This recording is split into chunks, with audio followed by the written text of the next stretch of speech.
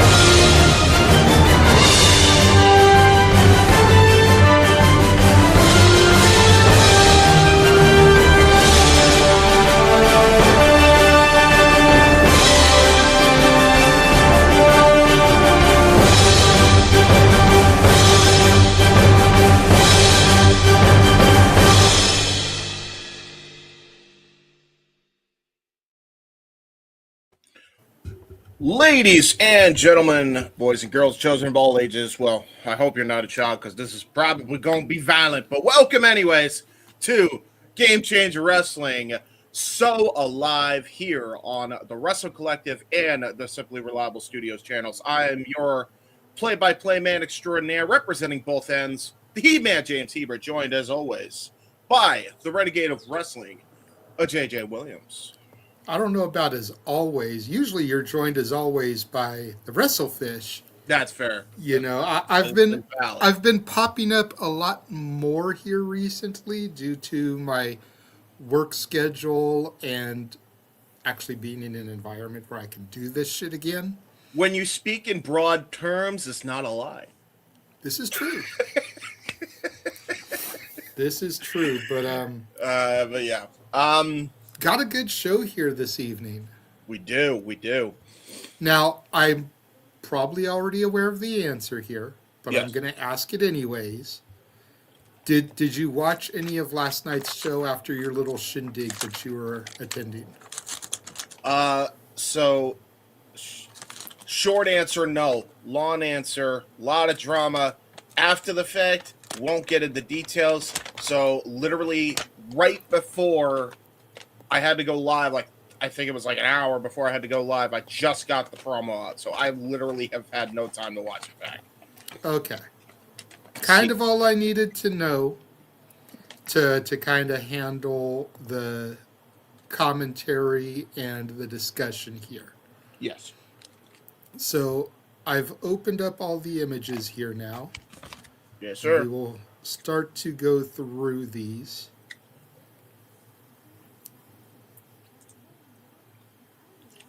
Let us do it up. Beastman and Gary J to start things off. This should be a hoss fight. This should be a big meaty man slapping meat fight. Yeah. And I will say, Gary J is not necessarily like, he's lanky, but he's tall. Whereas Beastman is, he's wide. We know this. I mean, call it as you see it. So, two different styles of big hosses because you got the technical wizardry and the striking ability of Gary J on display, and then you're gonna compare that to Beastman, who just kind of throws his weight around, quite literally. So it'll be an interesting matchup, I think.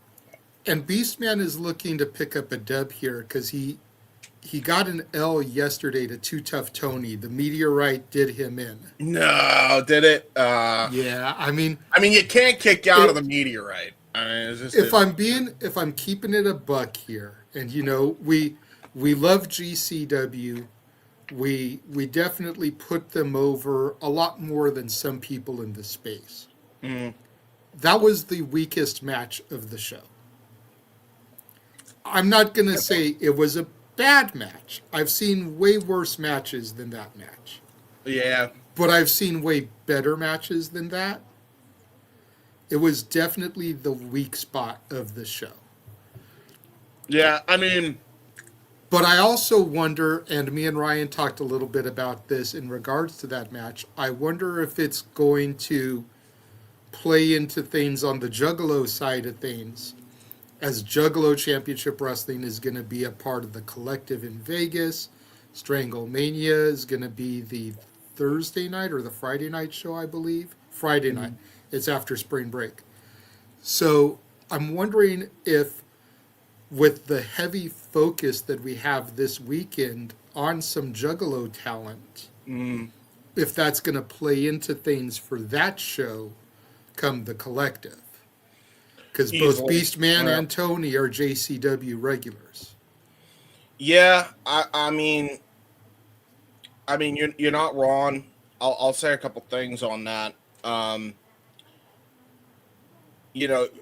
him or hate him, Vince Russo has really got a very good, talented roster in Juggalo Championship Wrestling. And him and Brett are in a partnership. The partnership's still on. Well, the partnership isn't between Russo and Brett. It's between Violent J and Brett. Yeah, let's throw that out there. Vince Russo, for all intents and purposes, is just the guy that's writing the television. Yeah, and I'll say this much. Violent J is Vince McMahon. Vince Russo is writing the TV. Yeah, this is the perfect show for Russo to be writing, and also to be 100%. I don't think there's a better show that he could be writing for, especially when you consider the history that Russo has had, liking the ICP, booking the ICP in both WWF and WCW during his time, 100%. In those companies. So, hell, I think he even booked him for a stint in TNA. I was just recommended them to Ring of Honor at one point. So, yeah, they've been around the block a minute. 100%. So, yeah. Next match we'll get into. This one should definitely slap. Gringo Loco versus Marcus Mathers. Ooh, baby. Okay. Yeah. Now, Gringo Loco, the base god. We know his abilities. We know Marcus's abilities. However, Marcus has been in Japan the last 2 months working for Dragon Gate. This is his first show back in the States. I literally think he got back either last night or Thursday from Japan. Probably only didn't work the Kentucky GCW show because of jet lag and everything. Wanted to get a good night's sleep back at home before catching a flight to Columbus, Ohio to work this show. So now, but as talented as Marcus already was, he's got 2 months in Japan under his belt. On top of that, this is gonna fuck so hard right now, dude. Oh yeah, no. Well, here's the other thing: is that we got the lucha style made famous by Loco, especially in the Indies. Been a big advocate for lucha wrestling, going back as far as I can remember him in Combat Zone. And then you have Marcus, who, as you pointed out, just got done with the strong style stuff from Dragon Gate. He's coming back. Dragon Gate will also have their own collective show as well, by the way, folks. Yes. So, Wednesday night, part of the pre-launch and everything. Separate ticket. Yes. If you buy the package tickets to the collective, Wednesday's shows aren't included. Dragon Gate's part of the Wednesday night festivities. Yes. The only Wednesday night show we're not going to see, honestly. Yeah. Which sucks, but it is what it is. It is what it is. I'll say this much.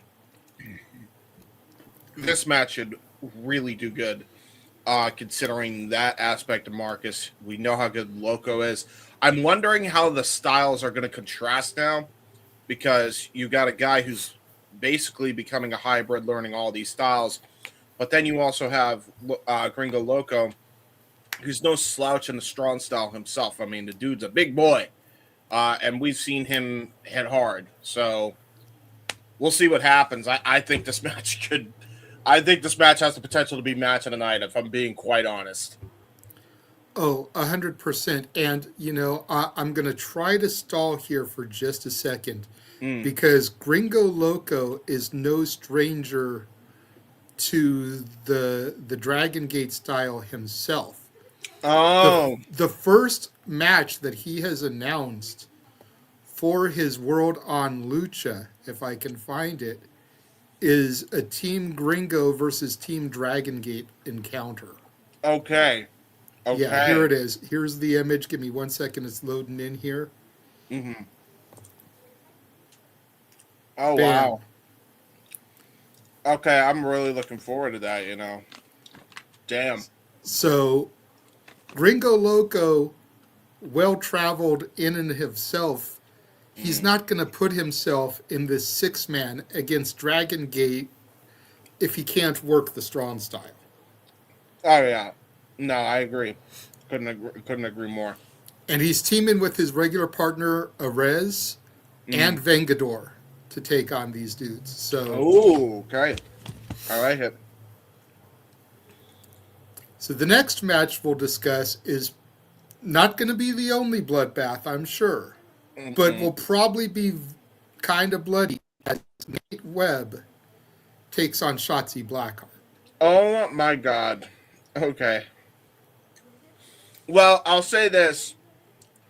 This is definitely not the Nate Webb of old where he was doing moonsault fucking coast-to-coast concertos.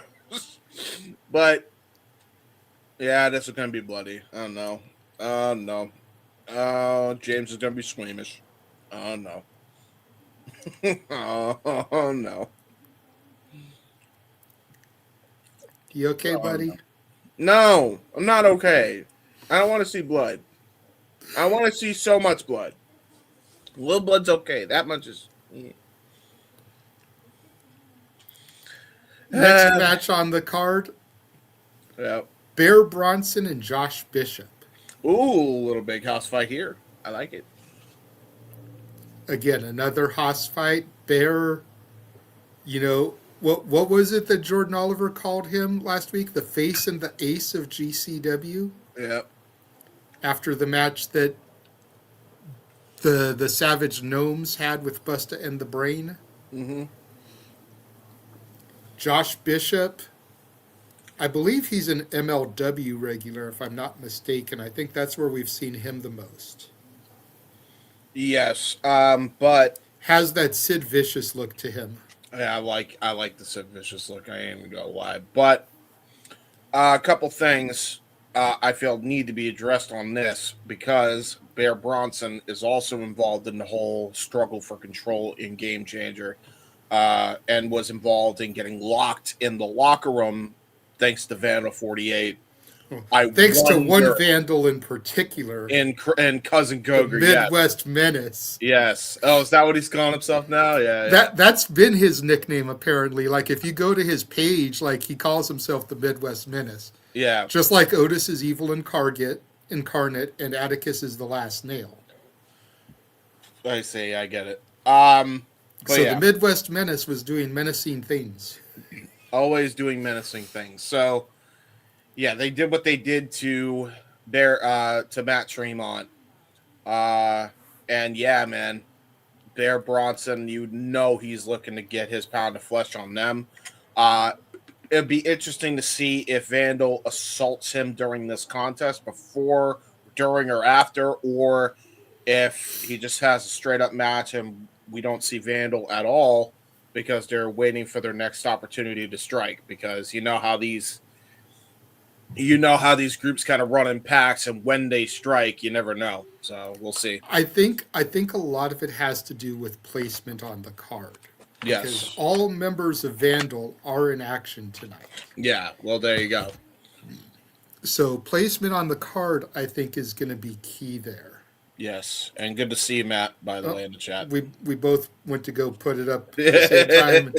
Producer and man. Dev, and what's Dev up, in brother? The chat. What's up, Dev? You're shoptopsy.com. Are we all doing that now? Let's go. I like it. Stimming. So the next match is the first of 3 tag team encounters we're going to have on this show. Oh, God. All right, here we go. hot off their loss last night at House of Glory to Private Party, Bane and Matthews taking on the Brothers of Funstruction. Damn. Okay. And that match was a hooper. Like, I know how you feel about Hog now that you know who is back. But Bane and Matthews had a hooper of a match with Private Party.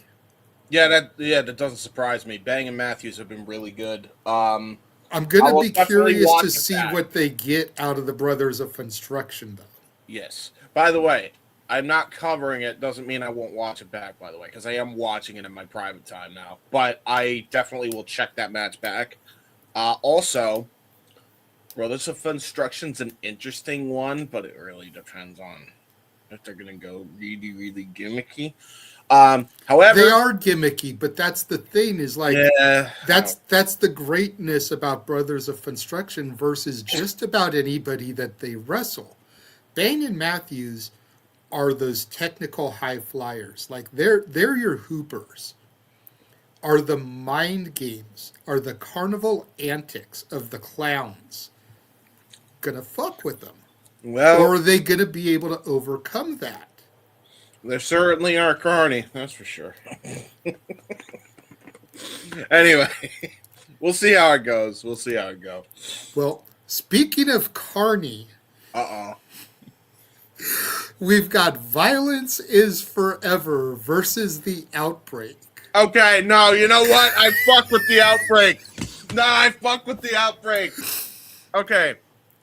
This is like if the Sinister Minister decided to go full carny. The manager. I love this act. Oh, Barnabas the Bizarre? Yeah, Barnabas the Bizarre is my favorite in Juggalo. I love this guy.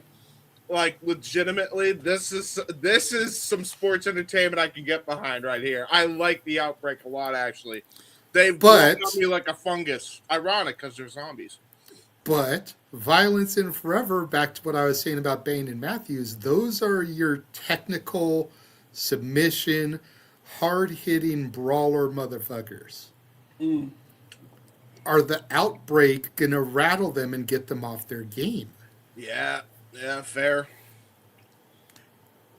You know, we've got Barnabas the Bizarre at ringside. Is he going to be able to distract Violence is Forever, allowing his boys to get the dub here? Like, there's a lot of things to factor into this match. Yeah. That's a valid point. We'll see what happens, but I'm looking forward to that because they actually are good workers as well. So credit where credit's due.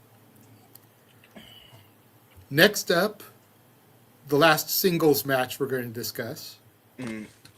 Cousin Koger versus Vipress. Oh, not again. Leave the women alone, vandals. No. Why? If you're going to be a vandal, you're going to take on everybody. You're going to domestically abuse me. Well, to be a Vipress, first of all, La Chola, I believe is part of the LGBTQ community. Fair. But so there's already that going for her. No. You know, women want to be treated as equals. Napier is just doing that. Equal rights, equal fights is what Napier says. 100%. I mean, if Shotzi can get in there and bleed, I mean, let's not forget about the match that Vipress had. I think it was against Cyclope. True. Yeah, no, that fucked. That was a bloody ass encounter. Listen, I hear it. Like, Vipress is no slouch. If Napier wants this smoke in what I believe is only his second singles match in GCW history, his debut singles was last night. Yes. If Napier wants the smoke, Vipress is the type of chick that's like, fuck you, I'm going to bring it.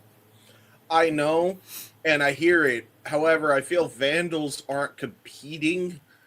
They're trying to maim women. They're trying to take out the entire roster. Yes, and women, and that just happens to include the women. And it makes me scared, and I don't like it, and it is very uncomfortable. Well, I understand your point of view, but it just is what it is. Read in the chat again. What's up, my boy? I was telling my partner here, James, that you were here yesterday. Hello, my friend. Good to see you. Don't mind me. I'm freaking starving. I hope Dev is actually going to watch the show along with us. That way he can talk about some of the stuff on Queens Road tomorrow on the Wrestle Collective YouTube channel, which you can go subscribe to by following that up there. And for all your Wrestle Collective merch, go to shopdebc.com. Yes, in fact, I have the graphic right here, guys. Queens Road tomorrow on the Wrestle Collective, 7:00 p.m. EST on the Wrestle Collective YouTube channel and X. Go check them out right now. 4:00 Pacific for those of you like me who are on the West Coast. Indeed. Anyway, next match. Yeah. Now that we had that shameless show out of the way, but on the real, I hope that Dev does watch some of this since he's in the chat. That way he can, talk a little bit about the GCW stuff that we've been covering. If he won, I know Soto will. Last match that I have in here, probably going to be our main event because it is the Cogers, Vandal 48, taking on the Second Gear crew. I feel like we've seen the Second Gear crew at a hog show once. That was the last time we saw them. So interesting to see them here again going up against Vandals here. Yeah, we'll see how it goes with the Koga brothers to see how they get involved in the entirety of the show.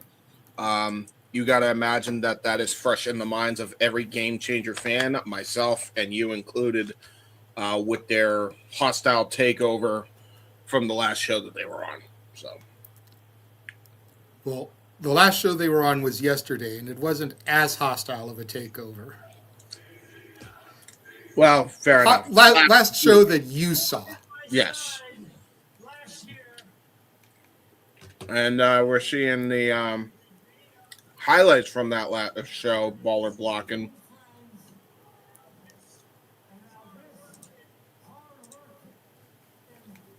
Oh, does that. All right. You got to refresh. But it's good to see everyone in the chat. Starting off small right now. Got 17 of y'all watching. We appreciate your viewership and being here. Again, shout out to Matt. Shout out to Dev. Shout out to Reed in the chat room. Yes. Reed, I want to ask you, since you were there for the ride yesterday, did you find us entertaining or were we boring? Give us some honest criticism, my guy. Yes. We can take it. Yesterday it was Ryan and I. James wasn't here. James is traditionally our play-by-play guy for the GCW shows, so I had to try to fill in his absence. Priorities over passions, as we always like to say here at the Simply Reliable Studios. He had some other priorities yesterday. But I'm curious what you thought of me and Ryan yesterday, Reed. Let me know. Yeah, that'd be good, man, because, we're going to be covering a lot of the Mania weekend happenings. Oh, yeah. And he's going to be there for a lot of it, too, so hopefully I'll be able to meet up with him. I do have a dinner plan. I don't have an exact date or time set, but one of our buddies, a man that you interviewed, recently announced that he will be in Vegas. So Walter and I will be hooking up with Doug Malo and grabbing a meal with him at some point over the week.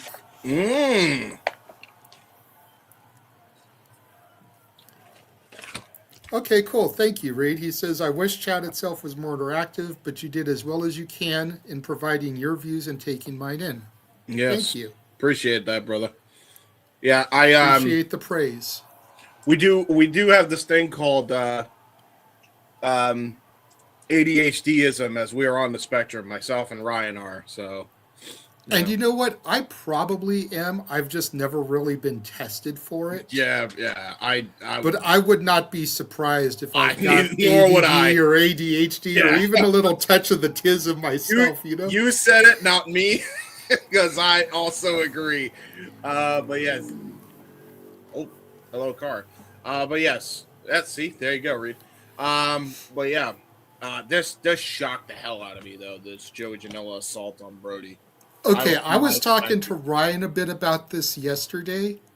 I think it's a little bit ironic in the grand scheme of things, you know. As a Disney nerd here, I'm going to talk about the Circle of Life for a moment. Okay? Joey Janela, in the span of a year, had Sabu's last match, and will have Brody Lee Jr.'s first singles match as an active competitor. Yes, Brody was in the clusterfuck last year. Yes, he last eliminated Joey Janela, lest we forget. So this is a full circle storytelling moment as well. But for Joey Janela to go from having the final match of the legendary Sabu's career to the very first match of a kid who's only 14 years old and could become a legend in the business if he ends up becoming as good, if not better, than his old man, the late great Mr. Brody Lee. You know, that's a hell of a circle of life moment for Joey Janela. That's valid. And I'm here for it. Yeah, true that. Are there any crossover talent on the GCW event? It depends what you mean by crossover talent, good sir. There's no like AEW or TNA on the show. We do have WWE ID prospect / Evolve talent Marcus Mathers on the show. Yeah. We do have Juggalo Championship Wrestling talent, the Brothers of Funstruction, the Outbreak, and Beastman on the show. Yes. So if you're talking about AEW TNA, like how we sometimes will get like a Megan Bain or a Billy Starks, that's a negative. That is a negative. And we're starting with Joey Janela here, who was not advertised for a match. Typical GCW fashion, always giving us some kind of, impromptu contest to kick things off. And Joey actually is shocked, by the way. Crowd cheering for Joey Janela despite the assault he gave Brody Lee Jr.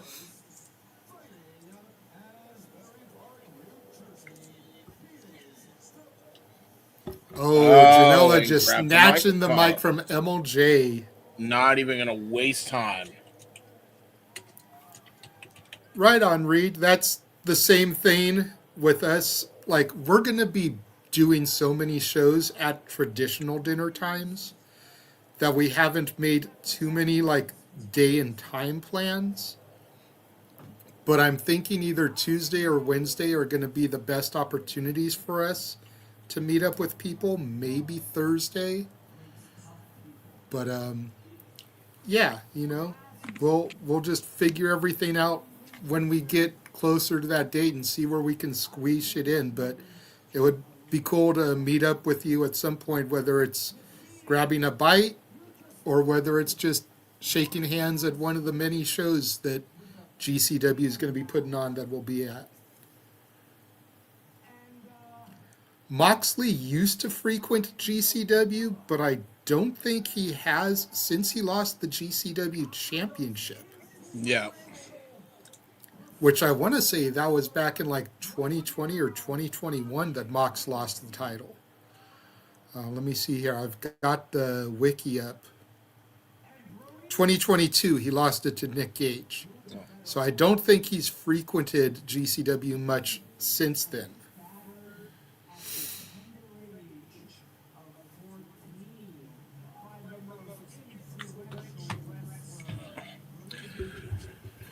Yeah, Joey is mad from the stuff Brody spewed. I gotta say, man, for the problem is Brody Lee really likes to stir the pot, and he's been doing it since he's been in the industry. He's writing. We'll see if he can write a check that is asking cash or not, but. Look, I've said it before, I'll say it again. Joey Janela is good at putting people over. He's doing all this shit to garner heat. Yeah. And at the end of the day, he's probably going to lay down for Brody Lee Jr. Oh, yeah, probably. No, it doesn't. He's probably going to put him over in the biggest way possible. Yeah. That's right, Reed. I forgot. Bear is on the show. So we do have Bear Bronson from TNA on the show. Thank you, Reed. I forgot about that. It's like we literally just talked about the match, too. Are you hearing what this guy is what he's spewing here? No, I'm probably going to have to rewind it Bro! back later. Oh, Anakin Murphy. He no-showed yesterday. Well, They had him filled in with somebody else. well, here we go. Bell rings are underway. We're not even going to waste any time here. Fair enough. Yeah. So basically, Joey Janela just went after Brody Lee's parents, saying that they're meth addicts. That was crazy. Wow. Okay. Yeah. And now we got this match. Yeah, Janela, since you're fighting Anakin, let the hate flow through you, my guy. Holy shit. Wow. This is Anakin before he turned to the dark side. Yeah. See, this is what I love about people like Reed in the chat, and we had Frankie last week, is they got the insider scoop. Apparently Anakin's flight got fucked yesterday. Gotcha. So that explains why he no-showed. Well, I mean, it's not that he no-showed. His flight no-showed. That's how I see it. Shit.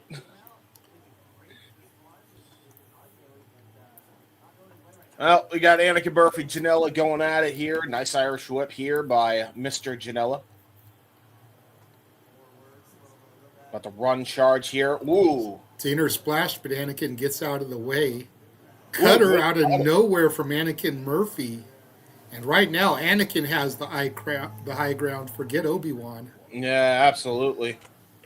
You got Anakin Murphy now. Looks like he's going to go for a springboard. Coffin drop. Oh, he got caught. Oh, no. Onto the floor. Dragon suplex onto the floor by Janela. Jesus. I think Anakin... Anakin is dead. Dead. Yeah. I think he did the die. Oh, Bear's plane got fucked, so he's not on the show tonight. Interesting. Oh, okay. Do you know what the replacement is, good sir, for Bear Bronson? Because I know he was supposed to fight Bishop, I think. Joshua Bishop, yeah. We'll have to see what happens. Yes. Another dragon suplex. Yeah, I think rolling Anakin over, but only a 1 count. I was about to say, he says no, they didn't name it. Okay, gotcha. I will tell you right now, man. Props to Anakin Murphy, but I would say, honest to God, just live another day. Live to fight another day, Anakin. Getting snap-nared here. I feel like Janela's just making a statement. Oh, my God. Penalty kick right to the upper back. Just crumples Anakin down on the canvas. Jesus. Yeah, it's like he's seeing Anakin Murphy as Brody Lee Jr. almost. You have to imagine. Like, Janela just sees nothing but red here after what happened last week. Vicious punch right to the jaw.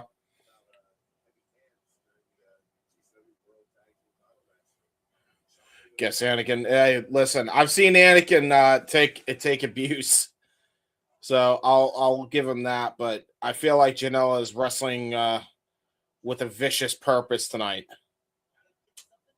Gonna get a springboard though. Hits a cross body. Does Anakin? Oh, good pin cover as well.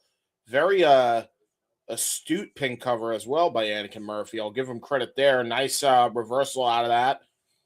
Going to counteract that discus elbow with a pump kick. Super kick, though, by Janela. And immediately goes for a brain buster. Lateral press hook to the inside leg and a kick out.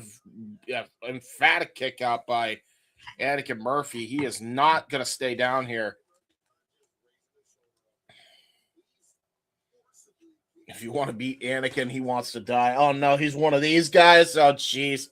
Well, that's the problem is with the way Janela's been, he very well might try to do that, considering he assaulted a 14-year-old kid last week. I wouldn't put it past him anymore. He's looking for a weapon as we speak right now. Oh, God. Now just choking Anakin Murphy right when he was trying to get his bearings back, and then it just hit the forearm shiver. And now Janela says, screw it, I'm going to get my own weapon. It's going to go to the back. Oh, God. Oh, God. He's got a pile of steel chairs, bringing them in the ring. Oh, no. Oh, no. Hey, Reed, you remember how he said Anakin wants to die? I think he's going to get his wish, because I think Janela's going to make him die. Oh, my God. A bed of chairs set up in the ring here. Look at the bandage already on the back of Anakin Murphy. He got fucked up at some point during this week. Brutal chop there by Janela. Vicious forearm again. More forearm shivers. And Anakin Murphy trying to just fight back, and then just gets palm striked right upside the jaw. Might as well have been a power slap type of slap. And now Janela possibly looking for the Death Valley driver. Going to try to set him up onto the bed of chairs. Reversal, though, by Murphy. Uh-oh. Murphy, tornado DDT onto the bed of chairs. Right onto the head of Janela. And now Anakin Murphy is back in control of the matchup. And that may have been the moment that he needed. And to your point, Reed, I'm just noticing he just got punched straight in the jaw, right in the eye socket almost. He might be trying to target that black eye. And now Anakin Murphy's setting up chairs here, setting him up in the seated position. Oh, what? What? I'm sorry. Why? Anakin Murphy, why would you do this? This fucked up Lego erector set of chairs.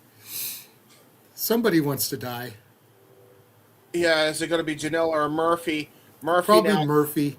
Yeah. The fact that Murphy does the coffin drop tells me that he probably has Darby as an idol. Yeah, a little bit. And we all know the way Darby likes to die.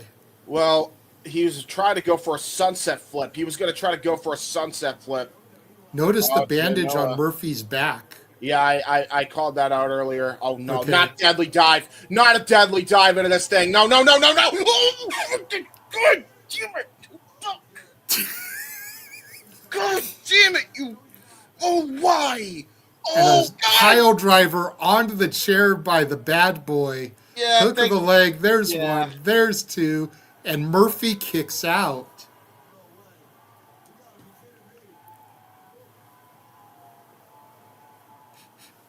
What? I love it. Reed's like, because it's Anakin. Anakin just, oh my God. Yeah. Well, after this match, Anakin may be more machine than man. Oh, fun. God damn it, no. Oh, he's going to curb stomp him. Oh, no, he's going to double stomp his ass into the chair. He's been Pellmanized into that chair. Oh! Yeah, he saw that coming a mile away, did Anakin. Enziguri now. And now what's he planning on doing here? Oh, God. Gonna go for a fisherman buster right into the seated chair, bending the seat over. Into a cover does Anakin Murphy, into a kick out by Janela. Emphatic kick out. Not out of the woods yet. Win or lose, Joey Janela is making Anakin Murphy here. Yeah, he is. This is the side of Joey Janela that I wish more people would see and give credit to. You got Anakin Murphy. He's smiling. The bandage has now come off. We see that giant scar on his back. Oh, God. Sabu chair throw right into the head of Anakin Murphy. Oh, God. And now a superplex set up for the cactus. Oh, no. Powerbomb. straight up power bomb. No, Reed, James is not going to the collective. Originally, the whole plan was supposed to be that all of us from the Simply Reliable Studios were going to meet up there. But unfortunately, finances and time off from work couldn't be arranged, so it's just going to be Walter and I. Oh, hold the fuck up, JJ. I don't mean to interrupt. Burning Hammer. That is it. Chair. Holy, thanks for coming, Anakin. Oh my God, torture rack into the burning hammer. I've never seen anything like that in my life. And he may have just broken Murphy's neck, dude. What the wow. Look at this replay. Look at that. Burning hammer. That's a straight up Kobashi burning hammer, bro. Referee trying to back Janela off. Janela going to, looks like he's checking on Murphy at this point, helping him up, raising his arm. Oh, and there we go. God. Another one into the chair. And now a Death Valley just for good measure. Yeah, you didn't kill him enough with the burning hammer in the chair. Let's just hit the reverse version of it. Yeah, why not? It's fine. He'll be fine. Killing him softly with the Death Valley driver.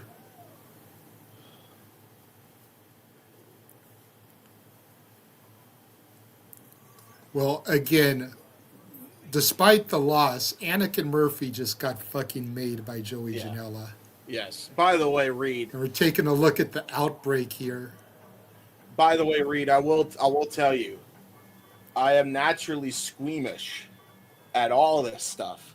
Hence why we thought it was a great idea to get my reaction on camera while calling these events, because that means people will watch my reactions to the nonsense that goes on, which then acquires attention for me, for this, and for GCW. It's a triple whammy. See? Smart. Although I suffer. So you get to see me suffer. And we don't hide behind a paywall like some sites do. No, we don't. You get to see him suffer for free. You do get to see me suffer for free. He doesn't get paid. He just does it for the love of the game. Yes, I do. But we won't say no to super chats. If anybody wants to super chat because of his suffering, feel free. But please, you'd be helping. He's like, it takes a lot for him to react. So if he reacts, it really was brutal. That's kind of the way I am. That burning. See, I grew up with OG ECW. James was barely alive during the OG ECW. Yes. So he only caught it via like video library and the WWE network. So yeah, like this does nothing to me. Plus, I live in California where we see freaking 15-car pileups on the freeway like hourly. So I'm used to seeing car wrecks. Yeah, fair. Well, there's he grew up with King of the Death Match. Oh yeah. Yeah, no, I cringed at that too. You would think watching all these death matches, I would get less squeamish. No. You would think watching UFC, you'd probably get less squeamish because, you know, you see broken bones and shit there too. Speaking of, did you see that clip that was circulating on Twitter as we see Barnabas the Bizarre introduce the Outbreak? Did you see that Barnabas clip? just fell on his ass. No, Barnabas, no! No, you can't do this, no! But, did you see that dude who got his ear smashed off? Like, he got, like, a palm strike right to the ear, and then the ear just ripped off. Like, I didn't see that. Yeah, it was gross. Yeah, it was gross. What is gross if you don't have the stomach for it are the Outbreak. Jackson and Abel making their way to the ring. Yeah. Which one's the zombies from Juggalo Championship Wrestling? Which one's Jackson? Which one's Abel? I know. I feel like they should have their name on their pants, just so they can distinguish them. Have like, you know, little like on their shirt. Hello, my name is Jackson. Hello, my name is Abel tags. Put that on their dress shirt. I feel like they missed the boat by not having one of them named Cain. You know, Cain and Abel. Well, there's cocaine. Going back to the but going back to the Bible, Cain and Abel, like they're supposed to be brothers, I think. Yeah, And get Cain cocaine. and Abel were brothers. So. Well, no, I get it. Get cocaine. Make him a zombie. No, Makes no. sense. Cocaine is the champion. He's the Juggalo Championship Wrestling champion, having defeated Ken Anderson for the title. Let that sink in, James. Mr. Anderson lost the title to Cocaine.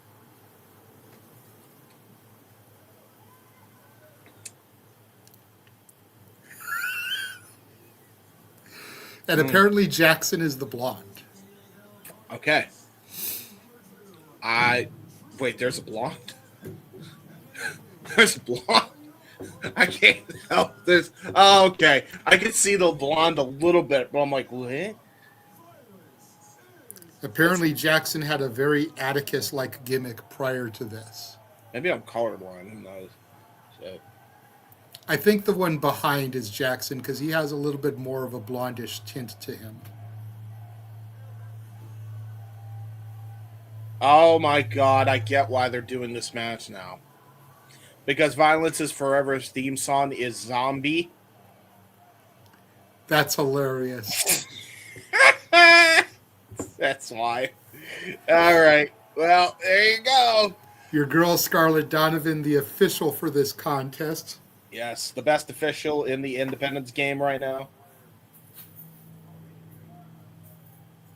And now Violence is Forever tossing the jackets. This is going to be an interesting matchup for sure here. You got two of the best technical wrestlers, high IQ in the ring. And then you got two wrestlers that, well, literally share an IQ, which is the equivalent of maybe 2 brain cells. Two bodies, one mind. 2 bodies, 1 mind. So, yeah, Barnabas the Bizarre. You get, I believe the gimmick is that he is controlling their minds because he's a magician. I believe that is the gimmick here, or at least that's what's going on. You got Kevin Koo starting off against Abel. Yeah, trying not to get caught up by the other zombie here. You ever think that Kevin Koo and Dominic Guarini, since their name is Violence is Forever, ever played Black Ops? Probably. I like the look of this venue, dude. That whole balcony just looks nice. Sick. Yeah, it looks very classy. I was about to say if they did play Black Ops though, that would be great training and preparations for this match, so they know what the hell they're dealing with.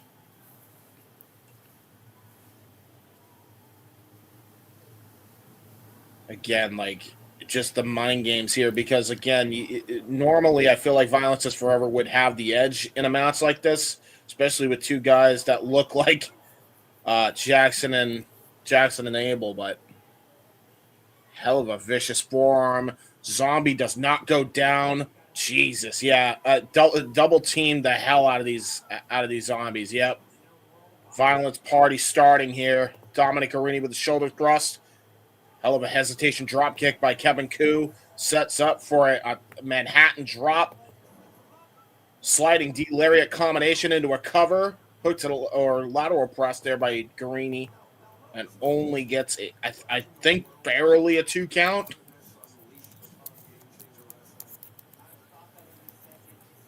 Suplex. Ooh, got countered. I'm actually surprised that the zombie countered. Oh, Barnabas the Bizarre. No. Getting involved again. No disqualification in Game Changer Wrestling. Oh, my God. Oh, hell of a body splash there by, I believe that's Jackson. Another one by Jackson. And there was Abel with a hell of a body. Oh, good wrestling technique here by the zombies. I'm actually shocked there. Nice, good tag team offense. It is a discus lariat. Only gets a 2 count, but impressive nonetheless. Hell of a back rake as well. And now you got Abel just stomping the hell out of Guarini. Bam. This is insanity here. Like, we thought that they weren't going to be able to wrestle good just because of the way they look, but then you forget that they actually are good wrestlers. I don't know where Barnabas found them, but before in a different life, they were great wrestlers apparently.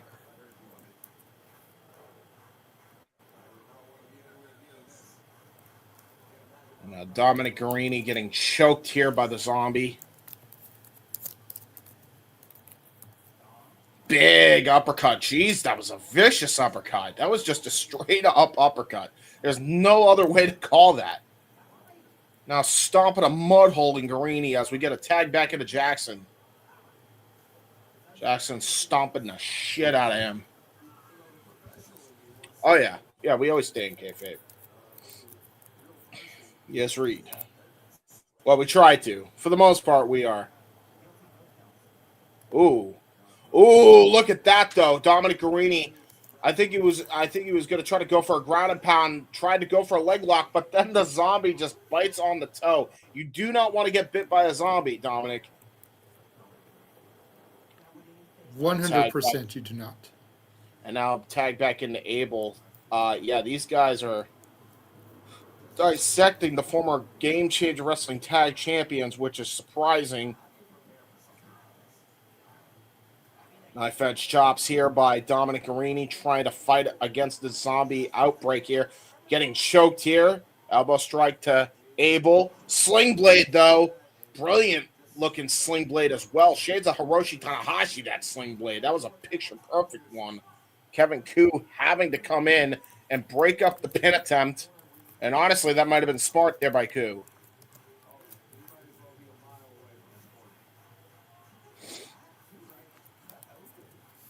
So they were former wrestlers. Keep in mind, I've only known about the Outbreak since they've been showing up in Juggalo. So I didn't know what their former lives were, but yeah, I had a feeling just by the way they're wrestling that they have some good wrestling IQ, even if they're being controlled by Barnabas. But a tag into Kevin Koo, big boot, Insagiri combination. Nice take on the Olympic slam there, almost kind of like a back suplex hammer throw. Kevin Koo. Choo-choo. Violence party again. Lariato. Multiple lariats in the corner for Abel and Jackson. Here we go. Just like a damn train at this point. A train of pain. Oh, there's that vicious drop kick. And another one there to Jackson. Abel now onto the outside after being assaulted there. Gut wrench. Gonna try to go for the Dr. Bomb. Oh, got all of it. Short range version of the Dr. Bomb. And a kick out there by Jackson at 2.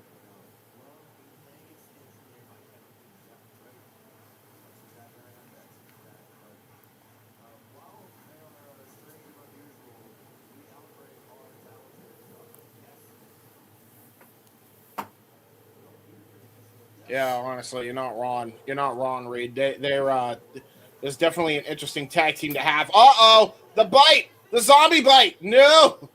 Kevin Koo got bit by the zombie. Jackson getting getting a bit of his 2 pound of flesh, quite literally. And now they're fighting here. Just a straight up test your might here between Jackson and Koo. All right, I was putting out tweets, so obviously I missed something. Where's Dominic Guarini at? Dominic Guarini just is taking a break after getting assaulted. Hell of a combination offense by both men here, though. That's why I like being the color guy, because I can pause for a moment, to do get tweets out, try to get the numbers of viewers to go up. Yes. And now look at this. Tag to Guarini, tag to Jackson. Yeah. Or tag to Guarini and oh Jesus. Is that Jackson or Abel? I think that's Jackson. He's got a little bit more blonde in his hair. And we were told Jackson was the blonde. Oops, I've been mixing them up. I apologize. Oh, good combination offense. And to the point I heard you make earlier about staying kayfabe. hell of a Ushigoroshi. Hold that thought. And a Coup de double grace. follow up. Yep, into a cover. There's two. Oh, and a kick out. But to the point you made earlier about being kayfabe, considering we're not under the actual pay window of Brett Lauderdale, like we don't know everything that's going on as far as the direction of the stories, so we just try to give our own insights and thoughts on stuff while still sticking with the little bit we do know from watching and doing watch-alongs on a regular basis. Oh! Nice boot into the side rush and leg sweep double team by the Outbreak. Guarini down for a 2 count. Yeah, that was their tag finish, by the way. I'm actually shocked they kicked out of it because that's brutal the way they have the head locked in to the back. Apparently Jackson is surprised too. Yeah, Jackson is very shocked. And now Abel picking him up. Gonna go for another one of their tag maneuvers here. But Kevin Koo coming in. Oh, got tossed out of the ring immediately again. Dominic Guarini fighting out of this onslaught here by the Outbreak. I'm noticing as well one of those zombies just got busted open slightly here. 3D. 3D by the Outbreak. That might be all she wrote here. Nope, Guarini kicks out at 2.5, 2 3/4 even. Wow. Okay. That's 2 big moves from the Outbreak. Their tag finish, the Russian leg sweep big boot combination, and then the 3D. Neither one puts Dominic Guarini away. And now we got Abel looking for the neck breaker, possibly looking for Skull and Bones. Shades of the Motor City Machine Guns here. Kevin Koo drop kicks Jackson on the top rope. Abel with the tombstone pile driver, chasing the dragon combination. Innovative take on it. And now going to go for the real deal. Guarini. Muscle buster. Yeah, I think that's all she wrote. All they have to I don't know. They're taking their time here. Kevin Koo not going for the quick pinfall there.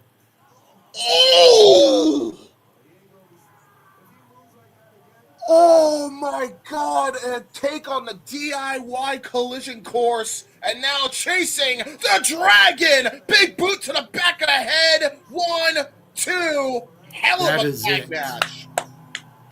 Wow. Statement victory for Violence is Forever. I still think we're working our way back to Violence is Forever versus Busta and the Brain again. It wouldn't shock me. It was almost a year ago that Violence and Forever were upset by Busta and the Brain for the straps at Spring Break last year. Yeah, and to your point, Violence is Forever just did the belt symbol. They did the belt taunt. They want their tag titles back. Yeah, that was a really good match. Wow. Okay. Yeah, Reed, definitely educate us on Jackson and Abel more, my friend, because I was impressed by what I saw. I'm always impressed every time I see the Outbreak, which is why I'm so into the act. Yeah, because 100%. They actually can hoop. They're really good wrestlers, guys. Like I told Ryan yesterday, like, I'm curious what a meet and greet with them would be like. You know, now that I've had an experience with the Brothers of Funstruction. Yeah. And those dudes are just fucking chill as hell. Like, they seem like the type of dude that if you asked them, hey, you want to go to the bar and catch a couple of drinks, they'd be like fuck yeah, let's go. They would be, or they'd be like. But Outbreak, with their whole gimmick being zombies and shit, like, would they just stand there all like,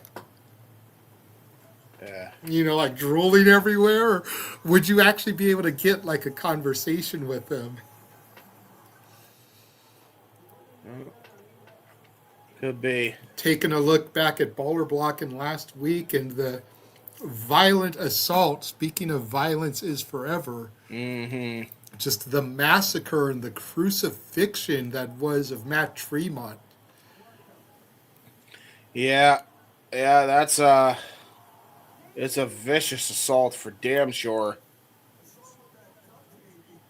I'll tell you right now, the tag team division is looking beefy. You got the Outbreak, you got Violence is Forever.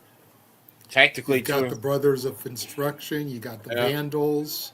Yeah, that's what I'm saying. The tag team division's got some contenderships there. You got For Bane real. and Matthews. And you've even got you've got, yeah, I was going to say, you got Bane and Matthews. You've got High Seas. You've got To Infinity and Beyond. You've got epic shit. Yeah, there's some teams here.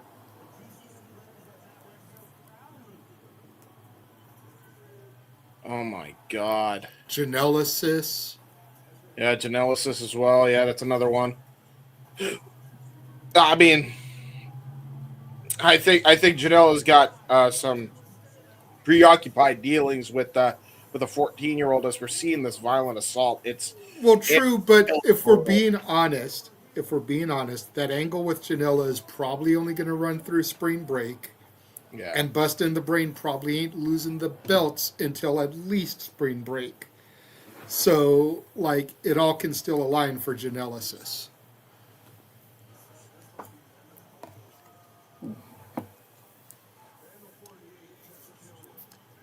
And again, the $1,000,000 question is which two of the three Vandals do you belt up? Holy shit. You got the Savage Gnomes, which we Oh, see in there right now. yeah, we got to see That's this. another tandem.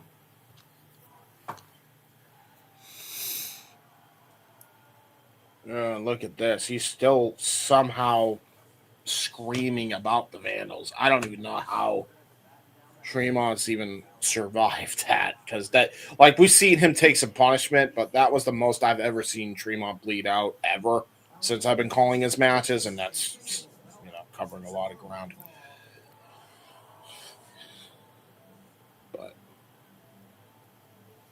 And here we go. We got Beastman versus Gary J.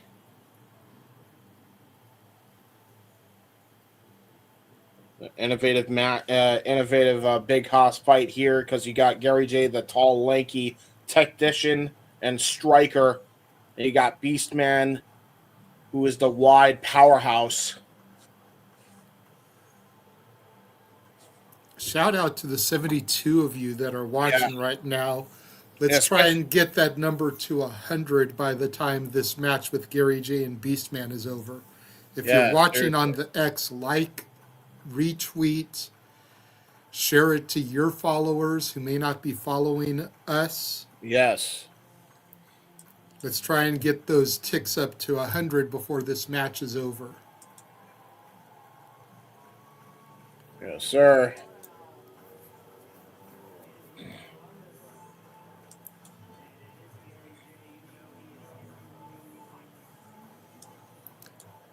Gary J reminds me of an older Sami Zayn. Yeah, a little bit. I mean, you just look at the height, the build, the beard, even the hair length. Sami may have a little bit longer, but not much. I was about to say, I mean, has Sami Zayn ever looked young? Yes. I mean, he has, but when he was Generico, he did. Because I got the privilege of seeing him a few times without the mask. Just respect to the Luchas, never took pictures of him without it before he became Sami Zayn. So this is valid. Yeah. That was one of the good things about the PWG days, is that you would see them all arriving without their masks on. And over time, you were able to put together, okay, well, that's who that is in the mask. That's who that is. That's who that is. So, yeah, you could take pictures with them out of the masks. And I know a couple of friends that took a picture with a wrestler named Ronan, unmasked. But I never did that unless they had done unmasked before. I managed to score a picture with Rey Mysterio after he came to WWE without his mask. And that one I posted because he actually had been unmasked in WCW, so it wasn't like a big deal. Here comes Beastman. You know what I mean? Yes, sir. We got Beastman. Brett over there at the table on his laptop. Always coming out with his bone. Always having a bone on him. Is that a bone in your hand, or are you just happy to see Gary J? Yeah. He needs to have somebody that tames him. Maybe that's Connolly. To be fair, Well, maybe that. dude, he's part of the Jasmine Sinclair Monster Corps in JCW, so he does have someone who tames him. Uh, The illustrious porn legend Jasmine St. Clair. oh my God. Well, let's call it a buck. That's where she made her name. Granted, she's been in the wrestling biz, in and out of it since 1999, Yeah, true. but she established her name in other industries, if you will. Valid. I'll You say know, this: does that mean who steals the fruity pebbles of Beastman? that's a fair question. It's a fair question. Beastman charging right into Gary J. Yes. Gary J getting out of the way. Beastman goes up and over the ring there. Gary Oh my J now God. suicide dive, tope suicida through the ropes. I would keep going on the offense if I'm Gary J. Yeah, pump kick. Bicycle kick, Oh forearm no. shivers, giving Beastman a seat here. Nice chop. Gary Yeah. J, a house of fire here in the early goings, James. Yeah. Oh God. But he just got caught by Beastman. Oh. Okay. Smashes his hand into the post. So that was smart by Gary J to duck out of the way. But you do not want to get hit in the gut by this big behemoth of a man. Oh my God. Hell of an open hand chop.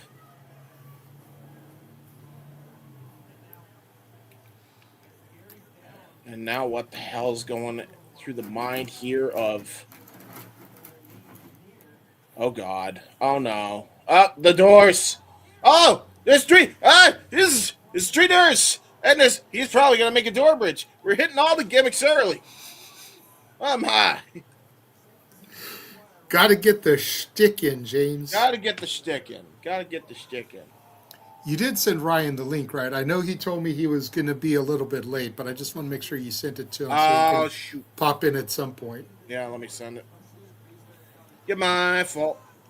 It's all good. It's like if you hadn't, I could have sent it to him, but I just wanted to ask. So No, I have not. I will send it to him. You can send it if you want as well. There we go. Oosp. That was my bad. tis all good. Tis all good. Sorry, Ryan. Oh, God. And now we got Gary J. Oh, God. Ooh, nice cannonball. Almost kind of a copper kick. That was a straight-up copper kick from the sunset flip position or the tope position. He just kicked him right in the head.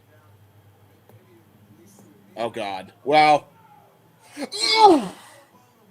Powerbomb on the floor. Okay. Yep. Gary J might have some complications. Oh, God. He got powerbombed out of the door. He might have smashed off that head first. Look at this again. Copper kick. Oof. Right to the side of the head. But you got Beastman who's in control after that vicious powerbomb on the door. I think the back of the head of Gary J may have smacked off it.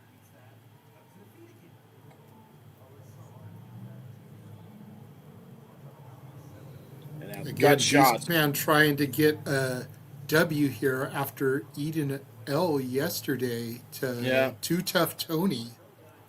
Yeah, you got to imagine there's a lot going through that man's mind right now.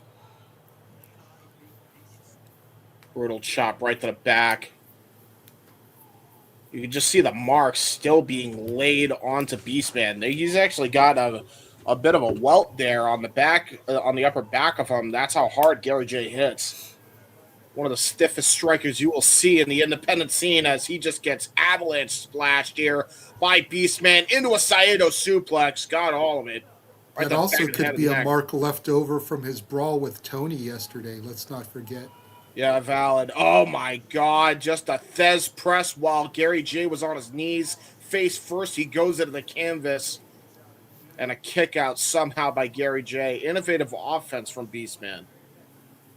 Gary J does leave handprints. That's what I'm saying. That man, I've seen enough of his matches to know this dude, you do not want to fight in a dark alley.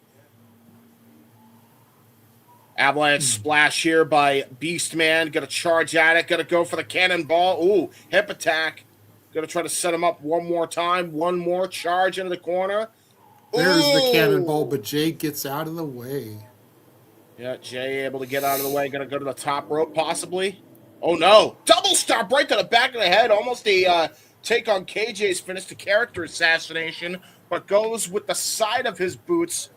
And you'll notice the way he's wearing them. They're almost like cleats right to the back of the head.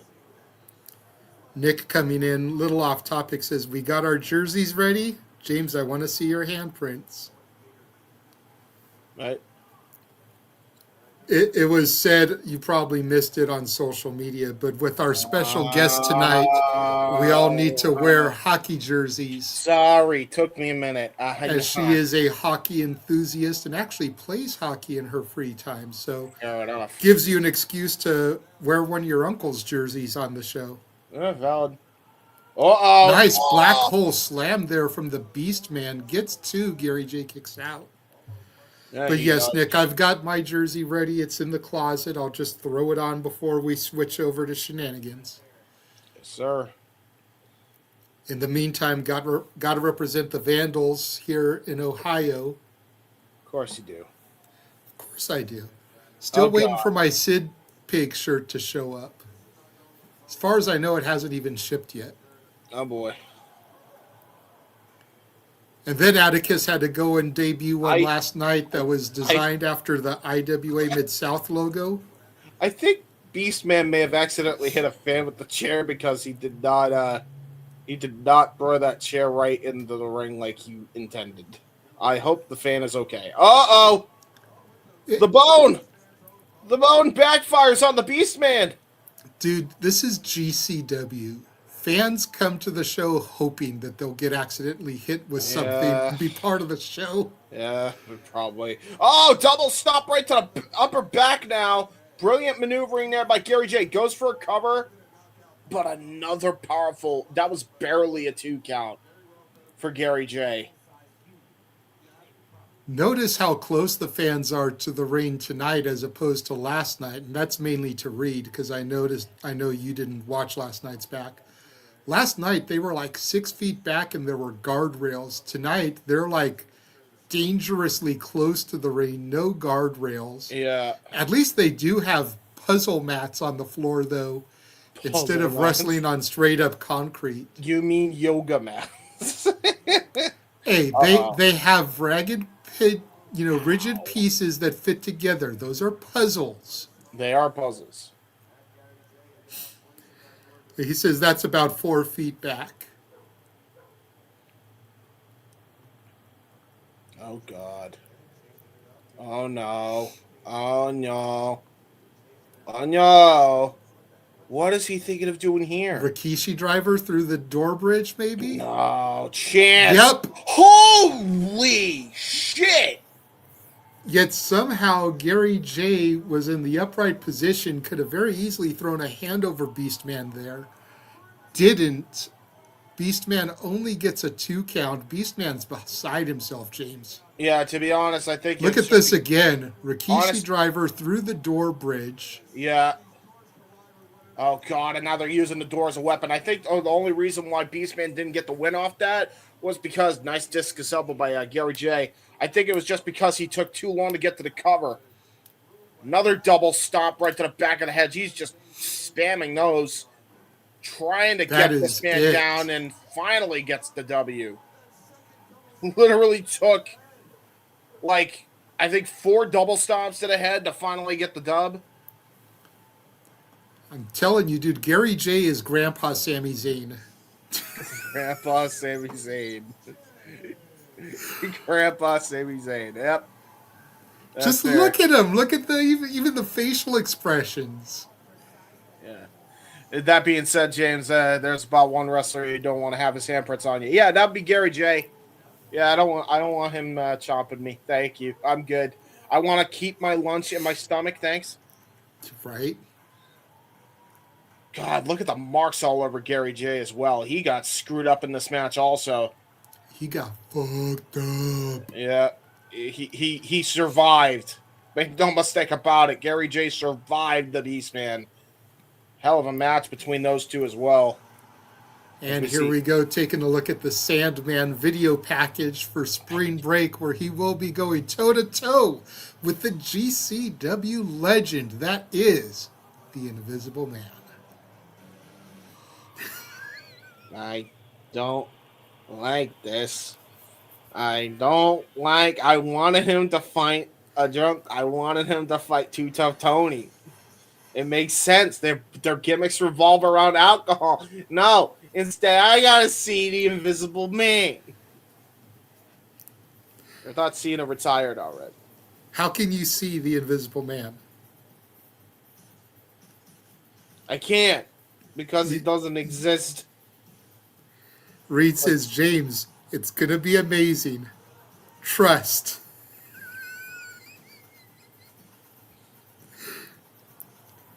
If Hack wants to do this, it'll be good. If Hack wants to do this, I'm sad because this man deserves to go out against another drunk, and that's what I wanted.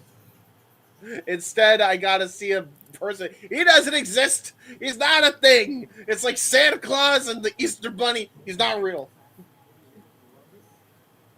Sorry, children, if you're watching this. I'm only kidding.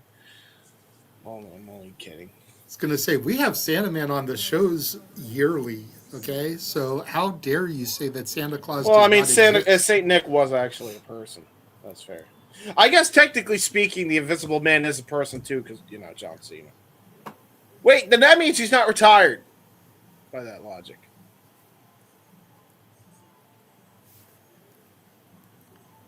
Invisible Man is totally real. Hogwash. Look, you can't sit here and say we're keeping kayfabe and then go against it. Listen, this the is Invisible kayfabe. Man is an you believe that with that a is win-loss record. That is a real person? I choose to believe no. Here is Philly's finest, Marcus Mathers, fresh off of 2 months in Japan working for Dragon Gate. Wasn't he Detroit's finest at one point? No, he's Philly's finest. I'm stupid. My geography is shit. Yes, I've seen the Invisible Man versus the Invisible Stan Reed. I know about this.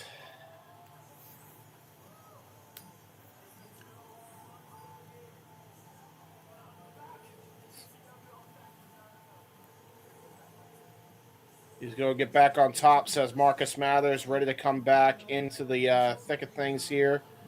I like the gear, the purple and black with the green trims. Yeah, a little Joker vibe going on here.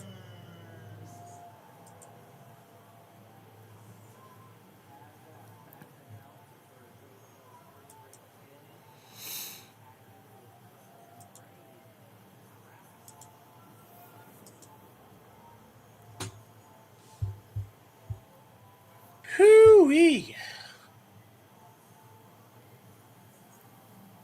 I love that A Day to Remember gets some love in the wrestling scene, though, because I feel like not enough people use A Day to Remember for wrestling songs. And here comes Gringo Loco.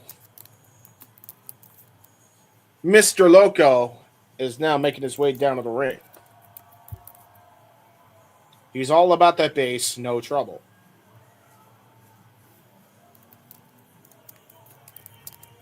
Let me effing hear you, says Gringo Loco. Crowd getting excited for this matchup here. And high-fiving the fans as he makes his way down to the ring.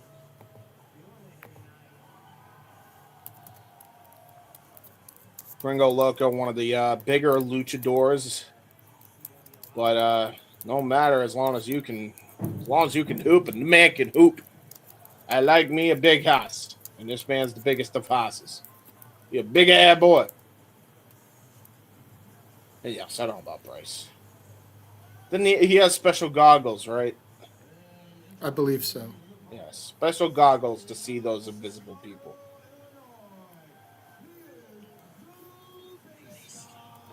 Yes. He likes bass. He likes bass music, guys. Hold on. Bass of musics. Uh-oh. What's up?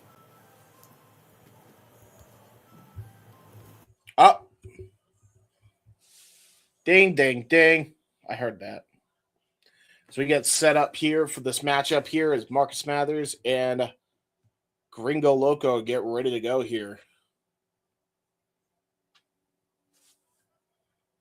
Scarlett Donovan refereeing this contest. Bell rings were underway.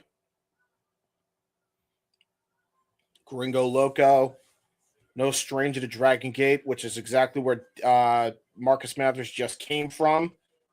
So you got to imagine this is going to be a hard-hitting contest as well as a very athletic contest between the two men.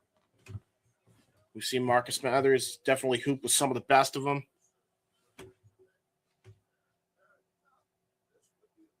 Various different styles have been under the tutelage. And again, this guy absorbs information like a sponge does Marcus Mathers. He's going to try to psych out Gringo Loco there with a roll through. Now going to go for a Greco-Roman knuckle lock here. I feel like Marcus Mathers definitely does not have the strength advantage. May have the leverage, though. May have some technical know-it-all. Oh, was going to try to go for a kill switch. Got countered into a roll-through. Now some lucha action going in here. Little international here as we get a couple of arm drag from both competitors. Marcus Mathers tried the Van Daminator kick, and Gringo Loco almost just took his head off with a freaking haymaker. And now we're at a stalemate here to start off the opening sequences of the matchup.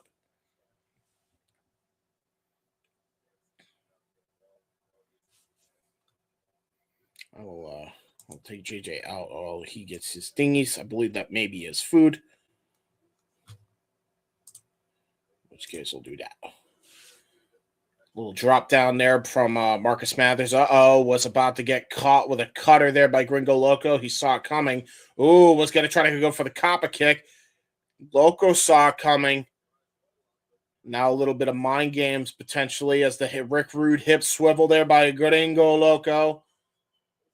Taunting Marcus Mathers. And now, Marcus Mathers tried to charge right at him and got baited into an open palm strike. Very nicely done here.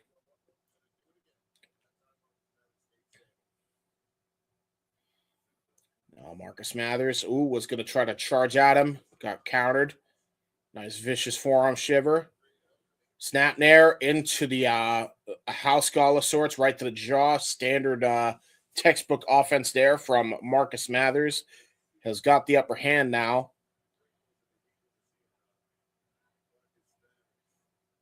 And now instead of going for some mind games, going to immediately go on the offensive here. Nice knife edge shot. Vicious forearm there to follow that up. Man, honestly, it might not have even been a forearm now that I think about it. It might have just been a straight jaw jacker punch there. And now going to go for a vicious forearm. That one definitely was a forearm shot right to the point of the elbow. Irish whip. Got caught in a tombstone position. Marcus Mathers immediately grabs the top rope. Noticed the danger he was in and immediately countered it. Was going to try to bring himself back into the ring, Shawn Michaels style. Gringo Loco says, I'm just going to bring you in my damn self. Just ragdolls him over the top now. Nice reverse Falcon Arrow. Gringo Loco just hits almost like a pancake maneuver. Jaw first, goes Mathers into the canvas. Going to go for a cover. Hook to the far leg, kick out at 2. Got Marcus Mathers now trying to check on the jaw. May have dislocated it a little bit here. And you got to imagine he's been through the ringer over at Dragon Gate, so that especially hurts taking a move like that. Open palm strike by Gringo Loco. Gonna go for another one as Mathers is trying to get out of the corner here and just getting held there by Loco. Now an Irish whip. Back elbow strike. Textbook offense there. Marcus Mathers still trying to recover a little bit here as Gringo feeds off the energy from the fans here. Back elbow strike right to the chest and a kick right to the gut. That was just a straight martial arts kick right to the diaphragm there. And now you got Gringo Loco. Going to go for a power bomb, turning it into a razor's edge. Oh, full throttle. Turns that into the DDT flatliner of sorts. Got Marcus Mathers clutching the back of his neck. Kick out it, too. Very nicely done there. Yeah, you can see Mathers is definitely feeling the effects of that full throttle because I think he came down a little bit snug on the side of his head there off of that full throttle.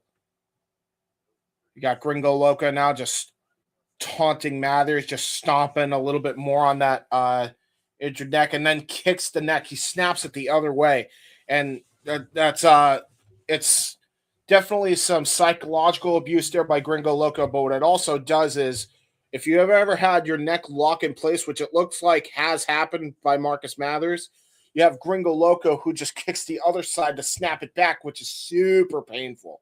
Super painful when you have something like that happen. That's exactly what just happened there with Mathers as he's trying to fight back into this. And now springboard. Oh, Mathers finally gets a drop kick off when, you got Gringo Loco trying to handspring back elbow one too many times or cutter of sorts. And he got caught with his pants down, no pun intended.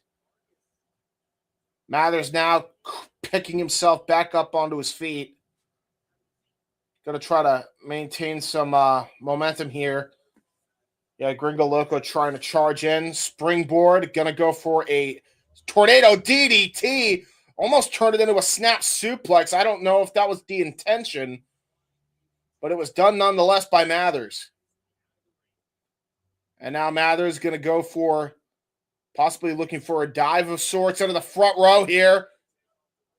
Tope con hello. Sends him into the chairs. Sends him onto the floor. Mathers in firm control now. Still clutching that neck, though. You notice he's immediately clutching that neck. I don't know if that's fully healed from that full throttle yet. May have had a fracture there.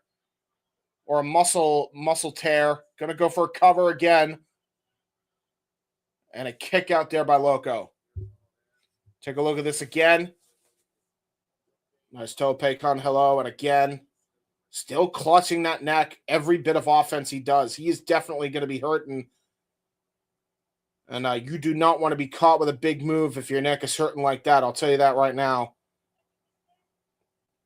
And now look at that. Mathers just hitting that vicious forearm shot while he was down on the ground. And a knife edge shot to follow up. Another vicious forearm here. Thank you to the 97 of you that are tuned in here. We're almost at 100 viewers, by the way. Thank you all. Vicious forearm shiver. Kind of a Superman punch of sorts by Mathers. Got ducked under. Got low bridge there by Gringo Loco. Possibly looking for a...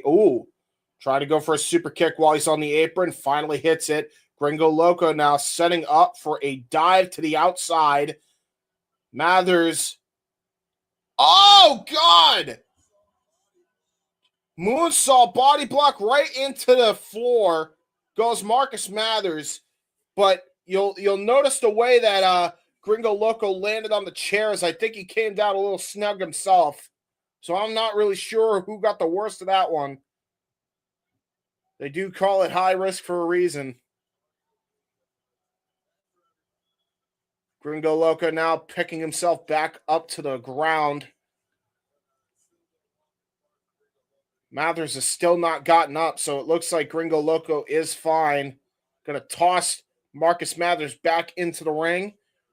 Going to set up here, possibly, for that split-legged moonsault. Marcus Mathers still trying to get himself back into, try to shake off those cobwebs. You got Gringo Loco doing the hip swivel on the top rope, hits the split-legged moonsault, and a kick out of two by Mathers despite that. And I think he may have injured his knee big time. He is clutching that knee bad because I think the weight of Gringo Loco came crashing down on Mathers.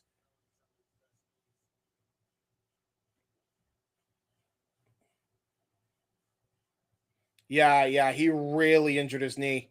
Oh, no, that's not good. Oh, that's not good at all. Scarlett Donovan now trying to check on Marcus Mathers on the corner of her eye here, and probably smart here. And you'll notice that Marcus Mathers is definitely hobbling, trying to use the ropes for leverage to hit his kicks. Super kick in spite of all that. Now I'm going to try to go for a springboard. Got caught. Was trying to go for Panama Sunrise. Got caught there by Gringo Loco. Going to go for a air raid crash of sorts. Oh, turns it into a flatliner.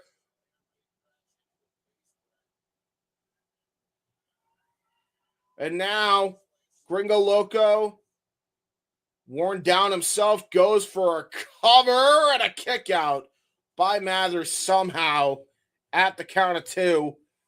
Damn near thought he was knocked out from that move.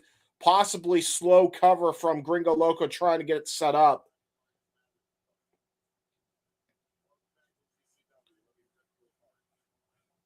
Now Gringo Loco, a bit frustrated. You could tell in the face here. And now I was thinking, what the hell do I got to do to beat this kid? Kicks him right in the top of the head, just a little nudge there. And now Gringo is going to set up for something here. Into the corner. Going to go for a charging attack here. Mathers set up in the other corner. Was going to charge at Gringo before he had a chance. There's the Van Daminator kick. Right to the jaw. Now a Superman punch again. Just trying to chop down the tree that is Gringo Loco. Hell of a lariat. Big boot, a pump kick. I think he may have gotten some feeling back in that knee, or he's operating on adrenaline here. Poison Rana to the back of the head, or right to the top of the head, excuse me. Gringo Loco got smashed into the canvas. Oh, Spanish Fly! Caught Marcus Mathers coming in with a Spanish Fly, and again, I think Marcus Mathers landed right onto his neck. He is clutching that bad. You can notice the shingles in his fingers. He's trying to get some some feeling back into his hands. As we take a look at the replay, you'll notice the way he's shivering off that Spanish Fly, trying to fight back here.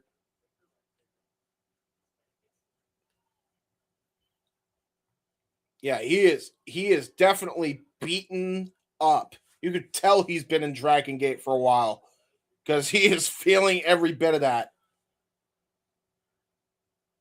Just a simple standing Spanish Fly counter is enough to make Marcus Mathers wince in pain here.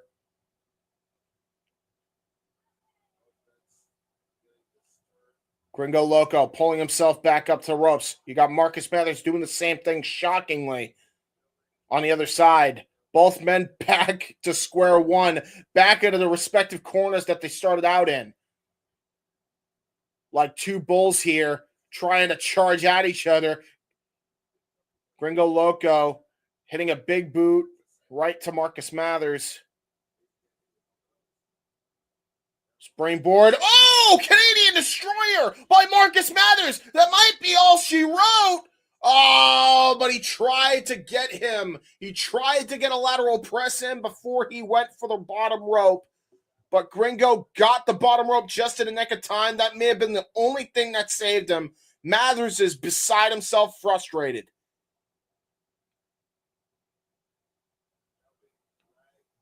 Now going to drag him to the corner, possibly looking for his 450 splash here. Getting a little receipt for earlier. But is that knee even fully healed? Oh, was going to go for a double stomp instead. Got countered.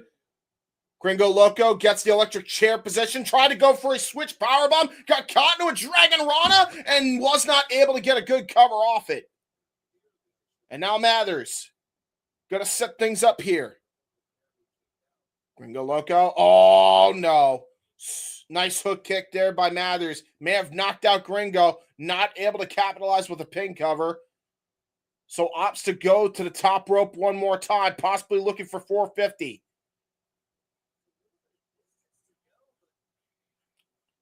Gonna try to do it one more time. Gringo Loco immediately pops back to his feet.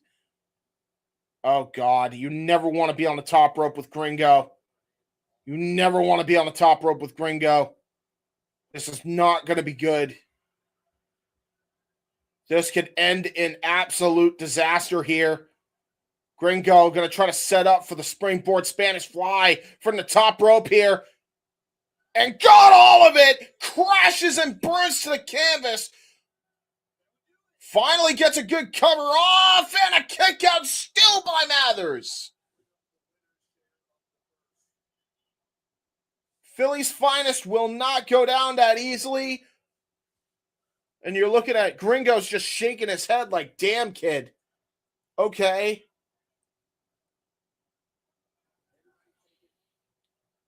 Picking Mathers up by the hair. As we take a look at the replay, springboard Spanish fly drills Mathers into the canvas. Try to go for an Irish whip power bomb. Setting up for, oh my God, that was rough. Tried to go for the crucifix bomb, didn't get all of it. Jacked up his neck to Gringo Loco off that crucifix reversal. Not enough to get the 3 count. This might be what Mathers needs. He needs to climb to the top rope here.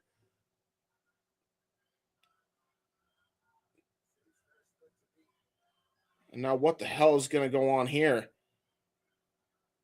Going to set things up here, possibly looking for a moonsault of sorts. Instead, maybe Phoenix splash attempt. But again, Gringo Loco gets back up to his feet. Oh, my God. Oh, my God. What the hell are you thinking of doing here? Going to try to put Marcus Mathers into the electric chair position. Going to try to go for the shoulder switch power bomb. Holy shit! Awesome bomb from the top rope into a cover, and Loco with that emphatic win.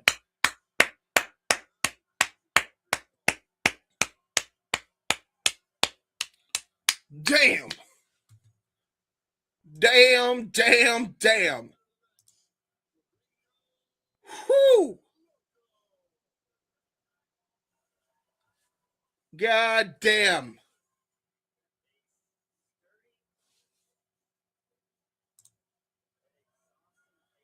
Electric chair, awesome bomb gets the W. Hell of a win for Gringo Loco. Same move he used last night. I believe it, Nick. Damn. Definitely earned Gringo Loco's respect, though. I'll tell you that much. Marcus Mathers with an L, but hell of a matchup nonetheless. Definitely put up a fighting effort here against the Lucha veteran.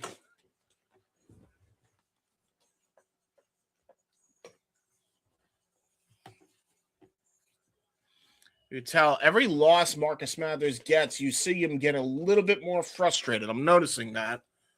I am noticing that. And you could tell he is beat up too, on top of that.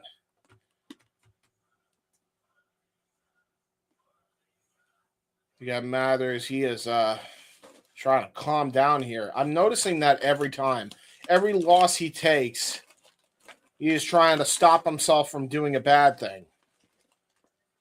Showing respect to Gringo Loco in spite of that. As he tries to hopefully get some rest. Poor guy.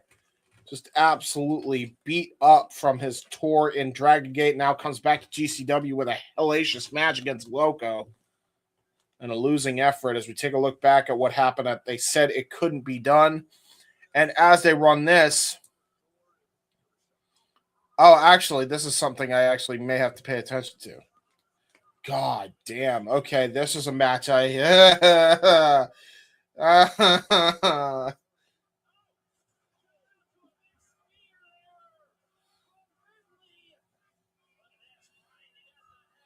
Oh my God. Oh, you're kidding me.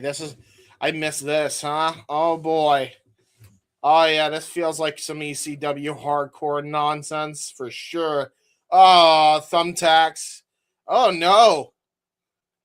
This is what I missed, huh? I gotta watch this back. Ay. I'm gonna cringe the whole time. Damn, big moonsault from Otis Koger.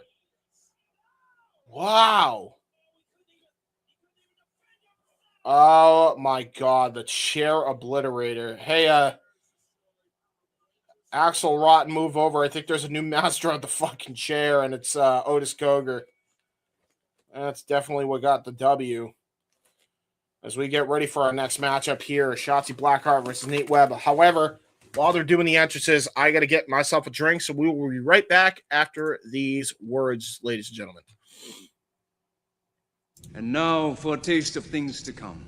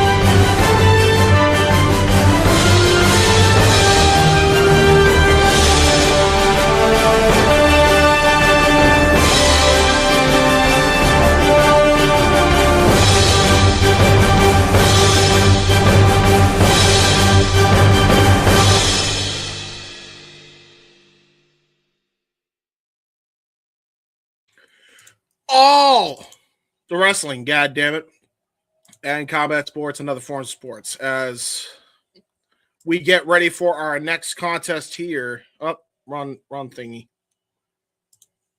How does that happen? There we go. We got Nate Webb taking on Shotzi Blackheart.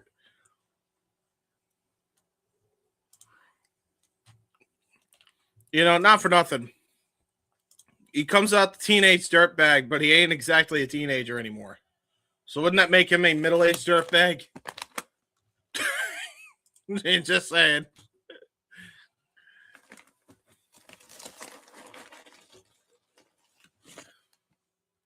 Why is he going to the top of the balcony?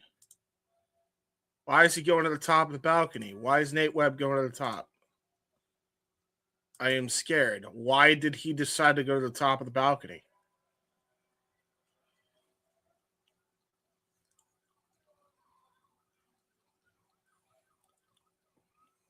Nate Webb being told to do a flip. Why is he just standing at the hard cam position?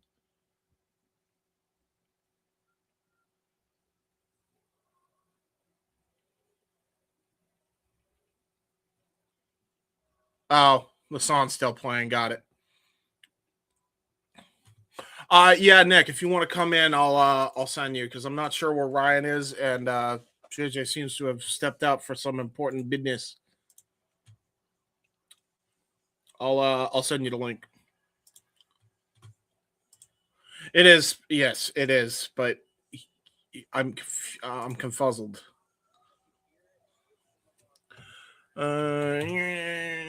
Okay. I forget they do this stupid code crap now on X. All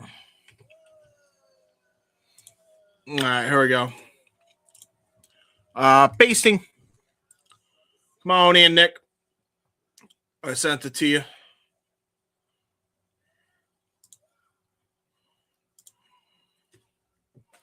fact, I may have to do some quick promo here. I should have done that while I was on, but I was trying to get a drink. I assume he's been doing it with this. I'm going to just check as Shotzi Blackheart makes her way to the ring.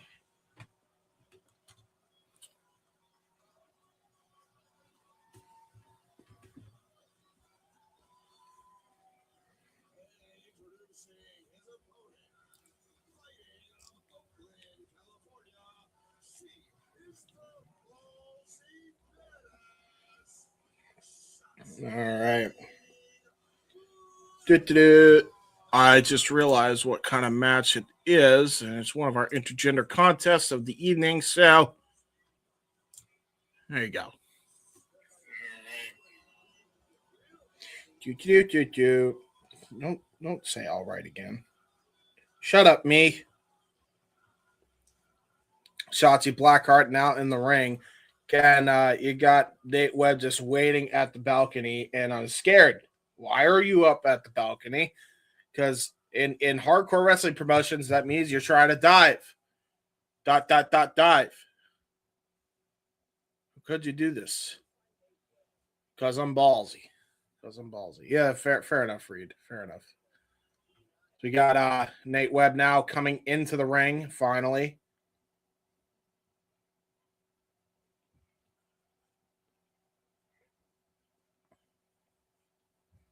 GCW. Bell rings are underway.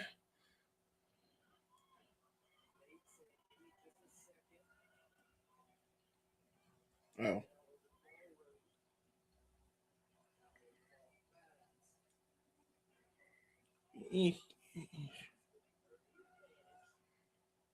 Ah, yes.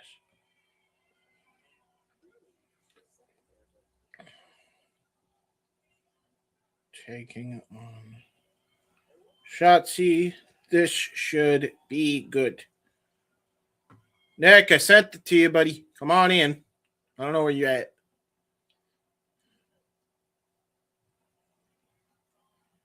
Interesting.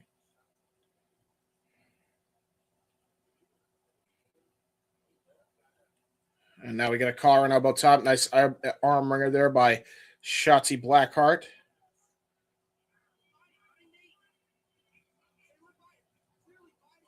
And now biting the hand apparently is Shotzi Blackheart. Here we go.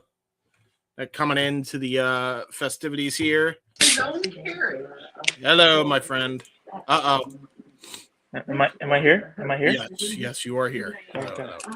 Why what? You got a big screen, huh? I do. Yes. You should go big screen.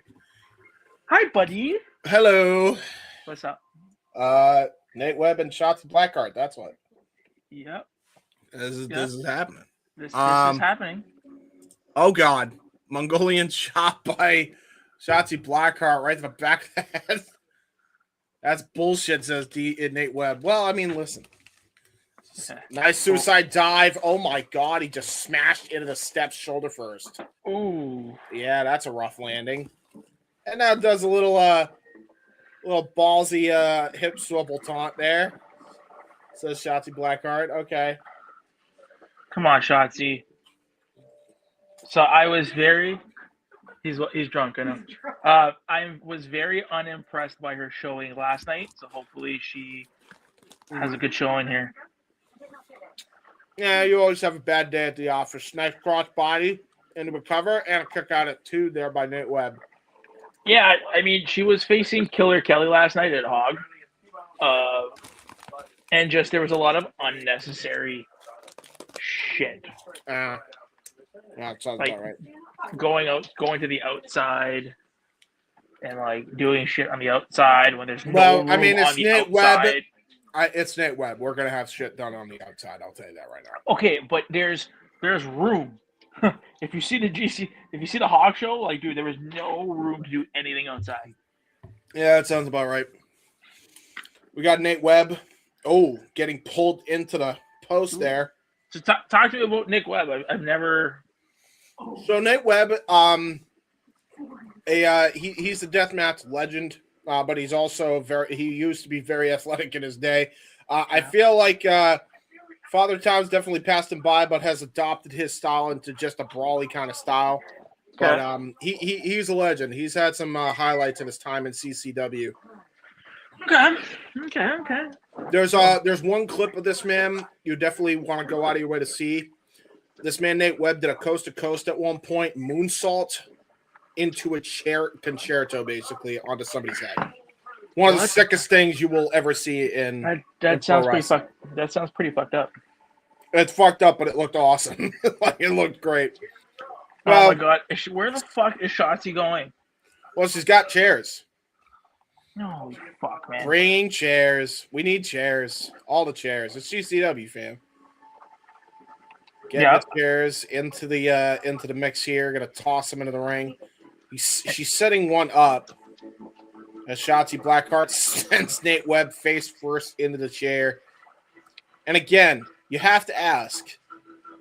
He's Spider Nate Webb, but I mean Nate Webb, man, double meteor there by Shotzi Blackheart. Again, he's not a teenage dirtbag anymore, so he's a middle-aged dirtbag. I feel you can't be known as a teenage dirtbag if you're as old as Nate Webb.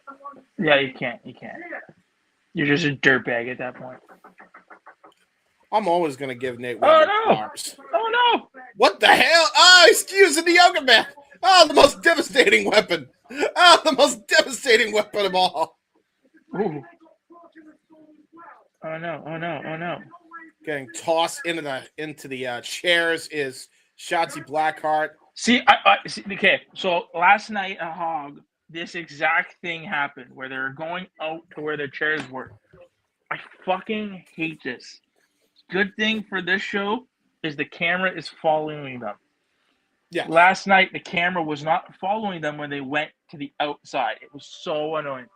The difference between House of Glory production and Game Changer Wrestling production. I know. I'm saying, suplex onto the hard floor outside. Yeah, on the carpet. Oh God. Where is he going? Oh, how far behind? I might be. Okay, no, I think I'm ahead of you.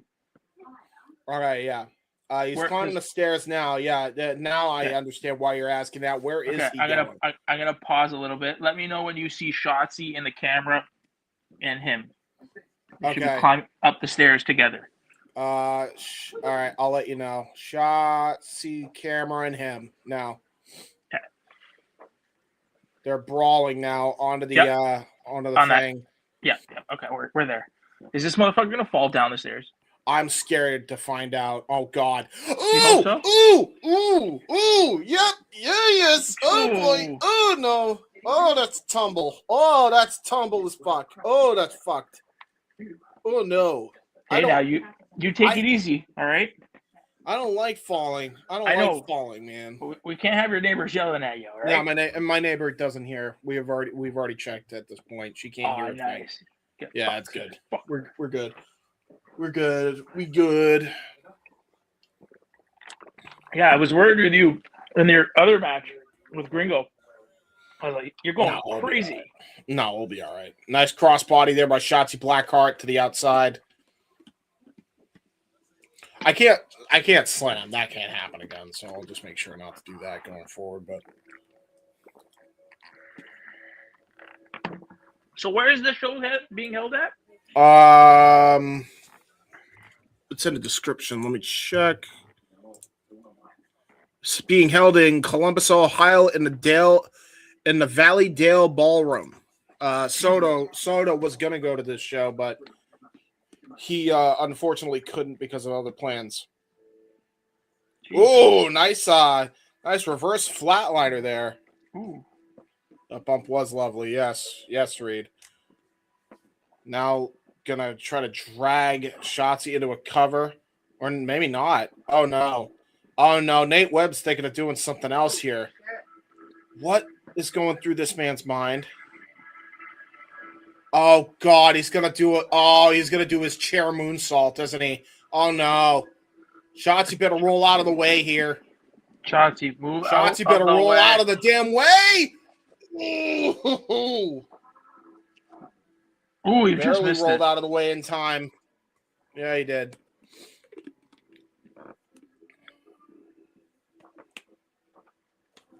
Now Shotzi. Oh God. Oh no. No. Oh God. Oh God. Is she gonna do what I think she's gonna do? Yeah, I think she's gonna do what I think she's gonna do. Ooh. Oh God. Ooh, concerto to the balls, That right sucks. in the spiders, right in the spider eggs. Oh God. Yeah, Shotzi Blackheart says, "Screw it, I'm gonna go for it again. Gonna try to go for a senton splash. Sabu chair throw right to the head. Nate Webb saw it coming. Now he's setting up a chair. What he's going to do? Yeah, he thwarted the stage dive attempt there by Shotzi and gonna try to now go for superplex, possibly out of the chair. No, Shotzi reverses out of it. Ooh, Counters. headbutt. Low blow and a headbutt to fall. Oh no, Nate Webb fell Here onto we the go. chair. Ooh. I think you're still ahead of me by a bit. There's the stage dive. Stage dive there by Shotzi into a cover. And it's over. Thanks for coming, Nate Webb. Okay.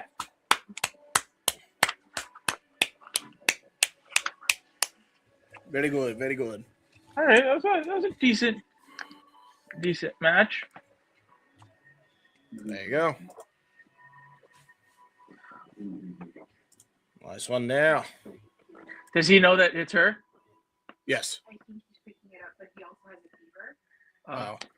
Sorry. I thought you were talking to me. No. As I'm watching this with you, I am watching Bridgerton. I see.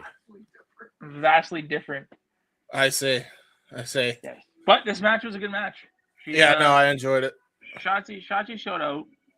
And again, think about it this way. Shotzi, after, they were in, she was in Chicago last night. So she had to go from Chicago to Ohio. So, yeah. Oh, yeah. There you go.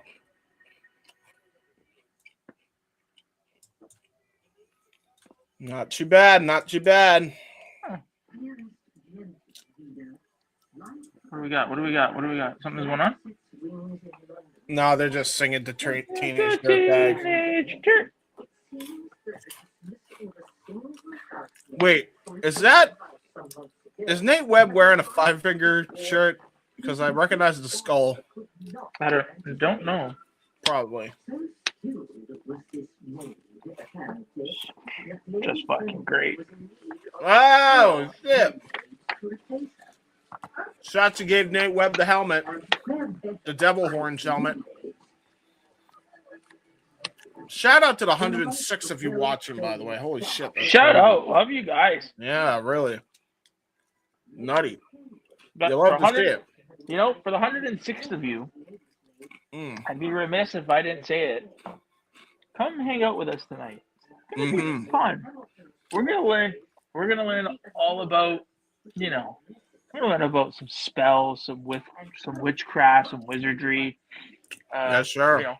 We're gonna learn about how to ride broomsticks. It's gonna be very interesting. We're gonna go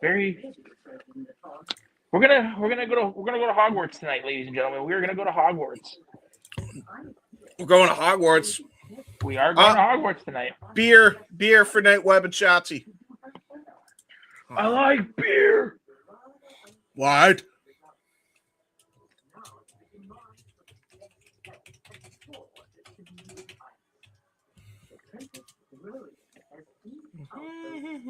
Was Ryan here before?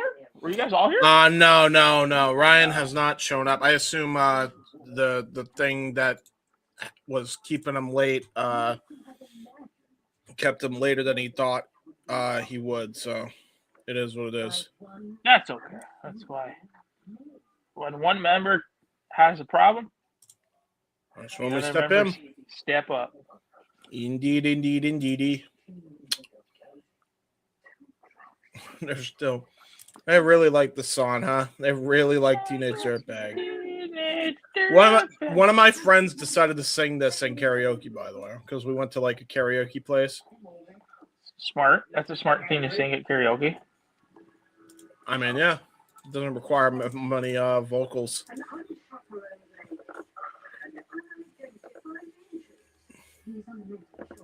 Alrighty. So what is the main event tonight? We believe it's going to be Vandal 48 taking on Second Gear Crew, considering the role that Vandal 48 have been on recently. Okay. They seem to be the most important story beat at the moment. But while we, since we covered the collective stuff, or since we covered the Simply Reliable stuff, let's cover the collective stuff real quick, ladies and gentlemen, in case you missed it in the archive. Oh, and there's JJ there. JJ's here. Go check out Wrestling with Tism as we talked about all the happenings of Elimination Chamber. And we also talked about Pokemon on that one. We talked about New Japan New Beginning as well, as we had Ash on there for that one, as well as Soto. Go check it out. It was a good show. Draft Day 2 on the Wrestle Collective Weekly, which was a very fun show between all the people that drafted originally. And last but certainly not least, Queens Road tomorrow night, 7 o'clock p.m. EST, with Tay, with Soto, with Carlos, with Dev. Go check that out. Coming up here on the Wrestle Collective schedule well. And welcome back, my friend. Sincerest apologies for that. My landlady got locked out. Oh, no. So I had to dash out there to let her in. And then when I let her in, she talked to me for a little bit. Yeah, fair. You're fine. You know, nothing bad on my end, but she just needed to give me some information, so. Well, you didn't miss, you only missed Shotzi and Nate Webb. And Gringo and Marcus, because Gringo was only making his entrance when I came out. Are you fair? Oh, wait a minute. Busting the Brain and Flying Ryan. This is unadvertised. Busting the Brain in an unadvertised match. Well, let's do it up. Where did you go, Nick? Come back on camera, damn it. Just because I came on doesn't mean you have to go into hiding. Well, to be fair, I think he was dealing with stuff before he came in. I think he only came in because he saw that you were off camera. Fair enough. Then I will pull him out, and if he comes back on camera, then we can bring him back in. Mm-hmm. Oh, wait. I see a black screen. Oh, he might be having technical issues. StreamYard's been buggy lately. Hold on. Let's see. There he is. There you go. It's got to get the people exposed to your ugly mug, Nick, if you're going to be with us on the interview portion of Shenanigans today. Let me I'm trying to get it. There it is. There we go. Yes, it should be. What interview are you talking about, JJ? Well, I am talking about the conduit of karma, the good witch herself, Kaya McKenna, who will be joining us at 11 Eastern, 8 Pacific to discuss wrestling, Podermania, her semifinals match at Pro Wrestling Symphony tomorrow against Nixie XS, and her love of professional hockey. It's going to be, yes.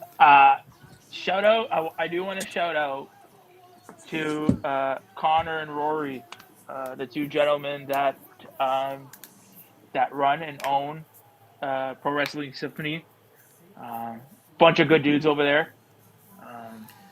Definitely seems like it, and we will talk more about them later on. Looks like we got Gavin Ash, who took an L yesterday to Christian Napier, and then Bobby Flacco and Teriyaki Chicken Bone as the adversaries here. Teriyaki and Bobby Flacco had the opportunity against Busta and the Brain yesterday in Kentucky.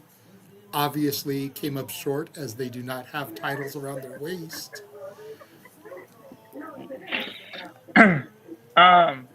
Ironic that the entire adversary team, oh no, never mind, because Gavin Ash, but 3 of these 6 men liked and retweeted our posts yesterday.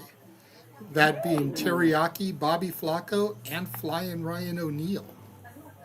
So shout out to all three of them for the love that they showed the Simply Reliable Studios. Dude, it seems like everybody. I'm yeah. telling you guys, I told you guys from the beginning, from January, Yeah. if you're not on the boat, get on the boat. Big things are gonna happen with SRS in 2026. Why I'm does it have to telling be? you. Why does it have to be a boat? What if I'm seasick? This is an interesting note here from our boy Reed in the chat. Wonder when they're finally going to have people know that Ryan and Jordan are brothers. And Okay. now that he's pointed it out, Yeah, I I can can see it. definitely see it in the face. Wait, Yeah, I can see it. who? Flying Ryan O'Neal. Wait a damn minute. Hold on. Another trio? Another trio. Wait a Junie damn minute. Underwood, Facade, and Logan Cavazos. Facade, another Juggalo Championship Wrestling talent. What do we got Okay. over here? Junie Underwood Facade, and Facade. and Logan something rather. That is Facade Logan right there with the Cavazos. championship. Logan Cavazos. I got him. I will. Since I'm gonna ask you guys a question, since two of these people that I'm about to mention are in this match. Did you guys... hold on real quick. Hold on real okay. quick. Reed brings up a good point. This may be the replacement for Bear Bronson and Josh Bishop. Well, shit. Okay. And if it is, what a replacement. Yeah, this is. I believe this is the first look we're going to get at Facade in GCW, at least since we've been covering it for sure. Yeah. No, we've seen him. We actually saw him. Facade, we saw him in GCW. It was James, remember when we did the show? It was in that underground. It was the show before the Japan tour of last year. He's right. We saw Facade. Okay. I just know, being part of the Juggalo team, we probably saw him during the 2-Day War, but I don't recall seeing him, and that may be why he looks new to me as far as GCW goes, because I missed most of that stuff due to my living situation. Are we having a 4-way tag team match? We are A having four-way a four-way trios match. Hold on. Rachel Armstrong, Christian Robb, and the Babushka Baron, Jeffrey John. What the fuck is going on here? Dude just kicked his flip-flop off. Matt Riddle style. Well, this is definitely going to be a chaotic. I feel has to be a tornado tag, right? Like there ain't A no tornado way. trios. A tornado trios, yeah. Yes. And that's fair, Reed, that he's worked GCW a ton, but we've only been really following GCW since the collective last year. Mm-hmm. Yeah. So I don't recall having seen Facade on any shows since that. And if it was, like I said, it was due to the fact that my living situation was such at the time where I wasn't able to really do these. So I missed more shows that I would like to have missed, unfortunately. This is why we said 2026. The year. Facade has been with GCW since 2017. Good to know. Thank you for the knowledge, Reed. Thank you. Like I said yesterday, I appreciate you giving us the knowledge that we may or may not be aware of.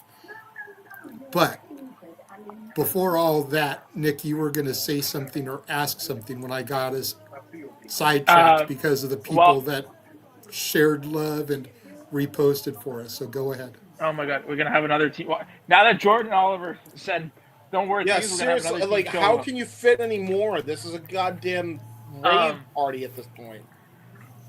So talking about the guy who picked up the mic and his tag team partner, they were recently on the New Japan New Beginning show. Yes, they were. And they got their. Did you guys watch that match? And I did not. I good. do not have New Japan. It was very good. Okay. It was Was a it? very good match. The whole card was great top to bottom. Like I highly encourage go watch it. And it seems like they're going to be doing more with New Japan. So yeah, bust I in the hope brain so. in 2026. I'm fine with it. Hopefully we see them in the World Tag League. Hopefully we see Gates of Agony, who have also been making a splash there recently, too, in the World Tag League. I would love to see that. Bell rings were underway. And so it looks like it's Ryan O'Neal, Teriyaki, Junie Underwood, and what's the other guy's name? Christian Robb. He's the one that kicked Robb. off his flip-flops. Yeah, flip-flops. Oh, no. I just couldn't remember his Robb. name. Oh, no. Everybody's going to do it. Everybody's going to do it. Who's going to bite first? Oh, no. Everybody got their nose flicked. Junie Underwood, how could you? Christian Robb tried to get a pump kick in. Nice Trouble in Paradise reversal. Tried to go for an insecurity to Teriyaki. We're at a four-way stalemate. You don't see that every day. What just happened? Reed saying he has too many friends in this match, and that's fair, bro. Yeah, you ain't wrong. Now Rachel Armstrong in the ring for that team. We got Alec Price in the ring for that team. We, I believe, we have Cavazos in the ring for one of the teams, and then we have Facades in there. Yeah. Yeah, it's Oliver, it's Gavin Ash, it's Rachel Armstrong, and it's Facade. Oh, Gavin Ash, sorry. There's a lot of bodies here. Gavin Ash in the ring here. We literally have 12 people in this match. Brother. Just you could have just done a traditional elimination tag. Yeah, this is a lot. Oh no. Quadruple test of strength. This is Brett pulling a WrestleMania and trying to get everybody on the card. Oh, 100%. Nice arm drag there by Rachel Armstrong and Gavin Ash. Another one to by Jordan Oliver onto Facade. Nice head scissors. Ooh, cartwheel. Like Brett, less is more, buddy. Less is more with this stuff. I don't know. I disagree. I disagree. Usually when it comes to the tag teams and people like the ones we have in this match, it doesn't matter how many are in it. It just fucking slaps. Nice double arm drag there by Facade, Juggalo champion in this matchup here. Tried to go for a double spot kick to both Gavin Ash and Jordan Oliver. They both got caught off guard there. That's fair, Reed. All these people are probably going to be in the Clusterfuck Battle Royal. That's also valid, yeah. Which I'm still debating whether or not we're going to go to that show. That's we're going to yeah. That is the Saturday night festivities, I believe. Now tag post WrestleMania. Alec Price, Logan Cavazos, Bobby Flacco, and Jeffrey Johns.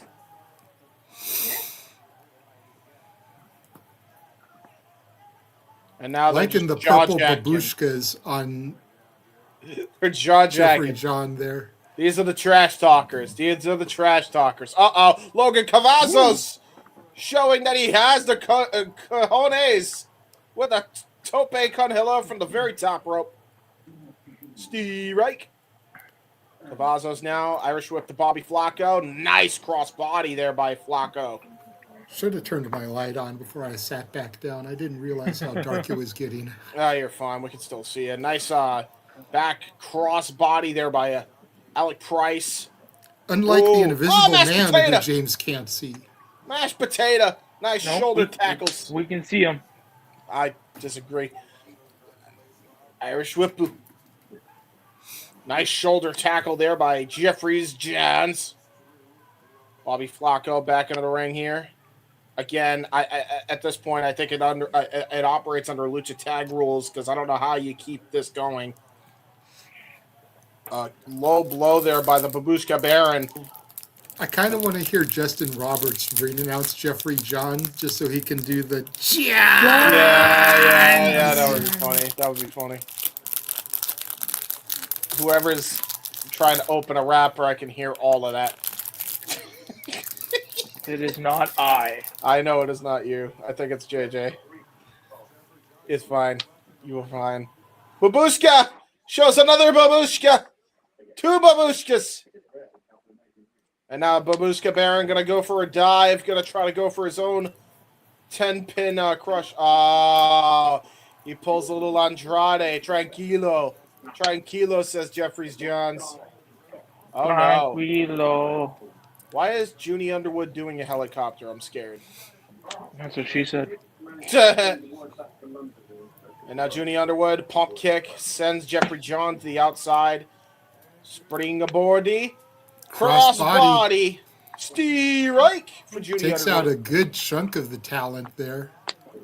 Now they're all coming back up. Bobby Flacco now trying to go for his own strike. Whoa. Oh, Jesus Christ. And Facade says, screw this, I'm out of here. Oh, no. Flying Ryan O'Neal now going to the outside. You're going to fly. Oh, he flewed. He flewed. He did flewed. He flewed. He did the flu. He did the flew. Reed says he's skipping Mania. Hasn't decided what he's doing yet. Yeah, well, most people are smart enough to skip Mania, unfortunately. Budget will not allow it for most If people. I'm being honest, we're skipping Mania too. We'll just probably be doing the watch along from the Airbnb. Yeah, nice double tope con hello there by, I think that was Logan Cavazzo and Gavin Ash. And now We're basically back going in the to ring. Vegas and doing everything but Mania. Uh-oh. Facade going to pull a page out of the Sabu playbook. Going to go air Sabu. Springboard. Triple jump senton. Wow. Got all that. Everybody trying to do their best impersonation of a bowling ball game or bowling. Yeah, it's just bowling. The bowling game. The bowling game.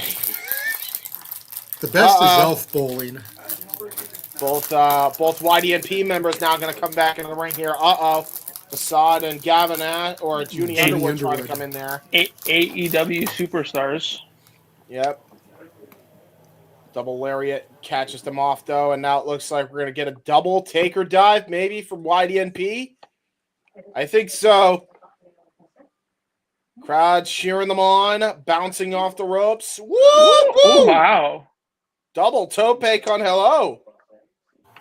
From the Simply Reliable Studios Tag Team of the Year for 2025. That's valid.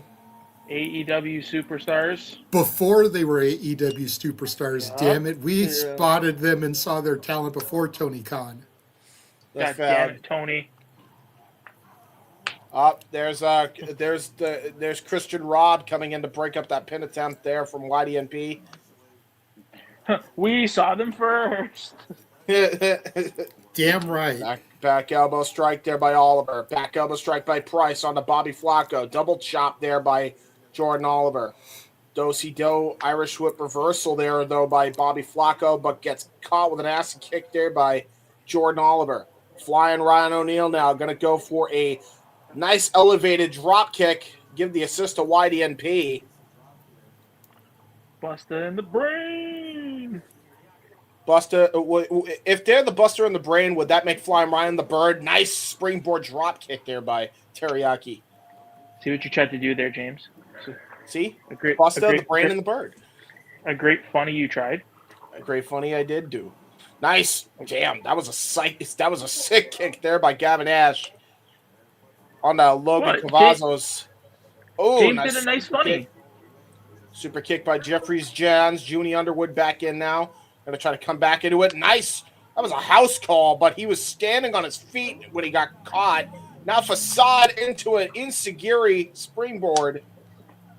Christian Rob now into the ring here.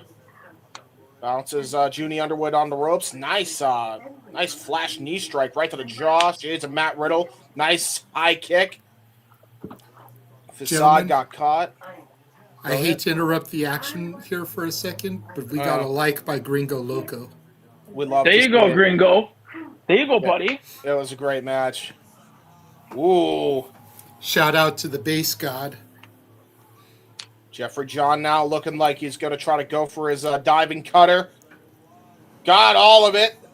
Right on the Facade. Christian Rob now going to the top rope. Nice swanton bomb. Brilliantly done there by Christian Rob, but Jordan Oliver able to get the breakup there, which is smart, honestly, on the part of the current tag team champions, or one half of the tag team champions. The current GCW tag team champions, right? Yep. Christian Rob now on the apron with Oliver. I don't know what they're thinking of doing here. Rob going for liver shots. Everybody, oh my God, look at how many people are are fighting on the apron. You got Logan Cavazos fighting with Alec Price on one side. You got Jeffrey John and Bobby Flacco on the other side. You got Junie Underwood and Teriyaki. Yep. And Jordan Oliver and Christian Robb got wiped out. Now a Death Valley driver by Jeffrey John on the Bobby Flacco on the apron. Logan Cavazos with a pile driver on Alec Price on the other side of the apron. And a Canadian Destroyer on the Teriyaki by Junie Underwood. Damn.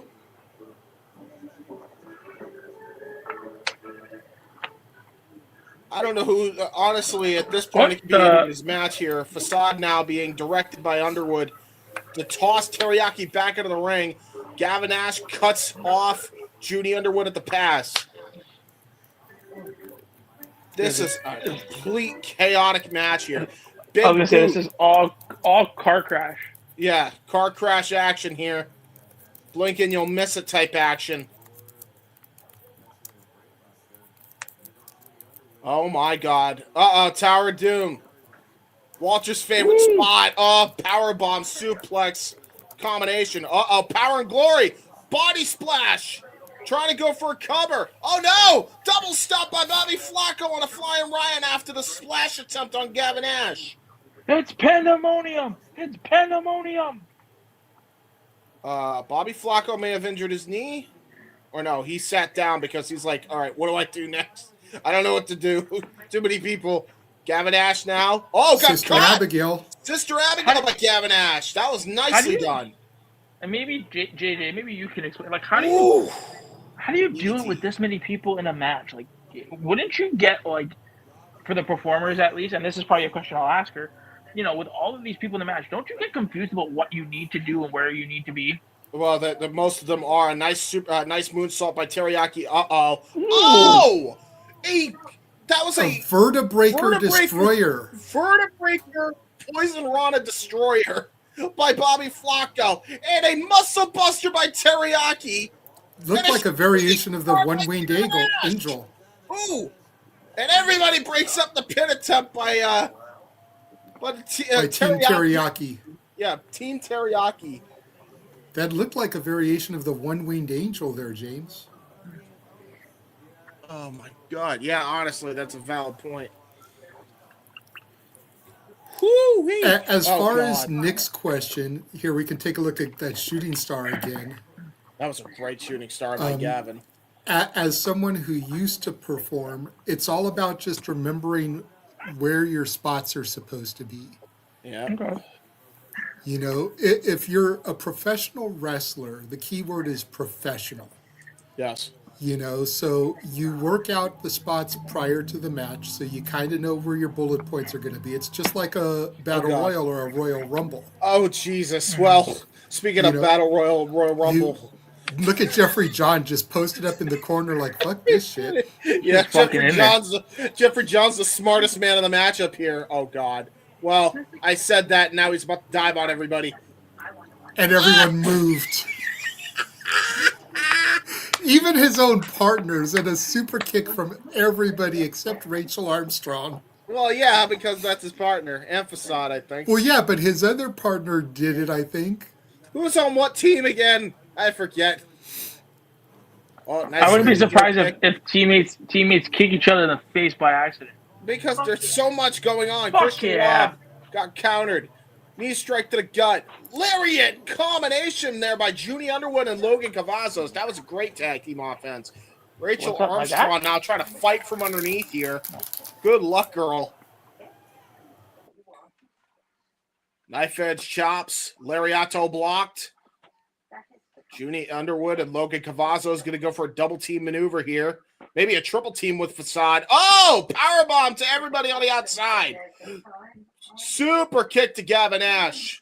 Junie Underwood spinning round and round into the face buster. Gonna try to go for a cover, and Ryan O'Neal breaks it up at the last second for Team YDNP, for Team Busta, the Brand and the Bird. But Busta, the Brand and the Bird are not on the same team. They are. Yes, they are. Are they? Yes. I'm so confused.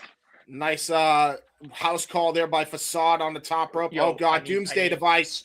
Doomsday Device attempt here. What the hell? Oh!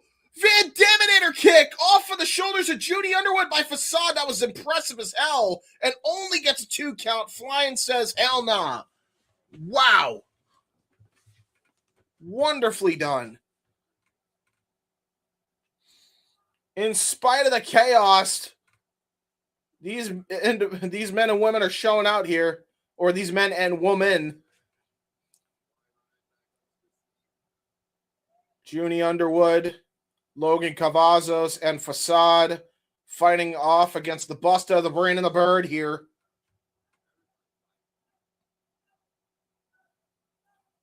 Brutal. It's a bird. It's a plane. It's O'Neal. It's O'Neal. Oh, looks like they're trying to go for it. Oh, triple super kick to Team Facade. Uh-oh. German suplex to everybody here by Team Jeffrey John. I can see it. And now Team Teriyaki back into the ring here. Gavin Ash. Oh, triple cutter to everybody. Jesus Christ. Everybody's just hitting spots. Oh, my God. And now Bobby Flacco looking to set up for a monkey flip into a roll through. Nice springboard face buster into a combination flatliner there by Flacco and Teriyaki. Flying Ryan coming back in here now trying to fight off Team Teriyaki. Nice trouble in paradise to Gavin Ash.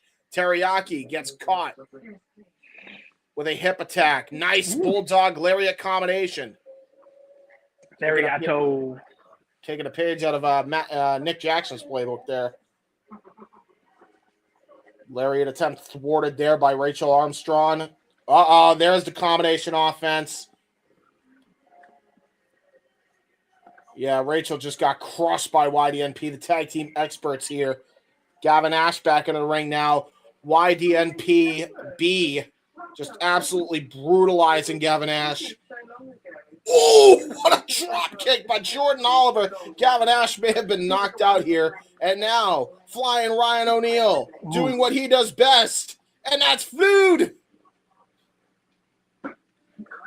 Logan Cavazos trying to springboard and caught with a double super kick. Jesus Christ. Jordan Oliver and Alec Price picking up Logan Cavazos. Oh, God, triple Doomsday Device. Into the Canadian Destroyer!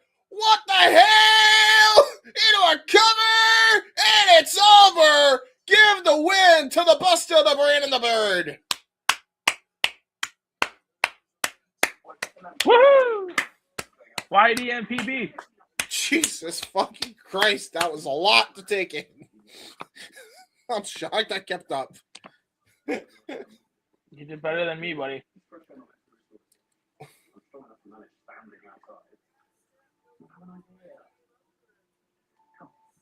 Well, come on. Yeah. YDNP and Ryan O'Neal did great. Fun tag match, but very chaotic. And I need to take a chill pill, and we need to go to ad break. So we'll be right back after these words. And now for a taste of things to come.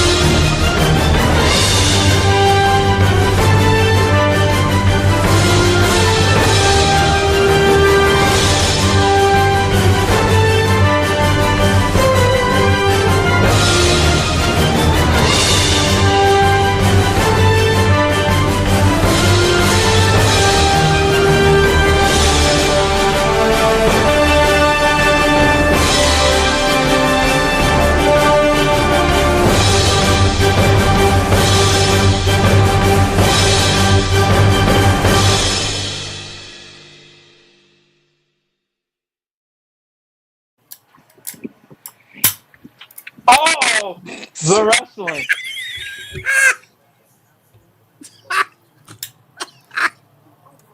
Hell yeah.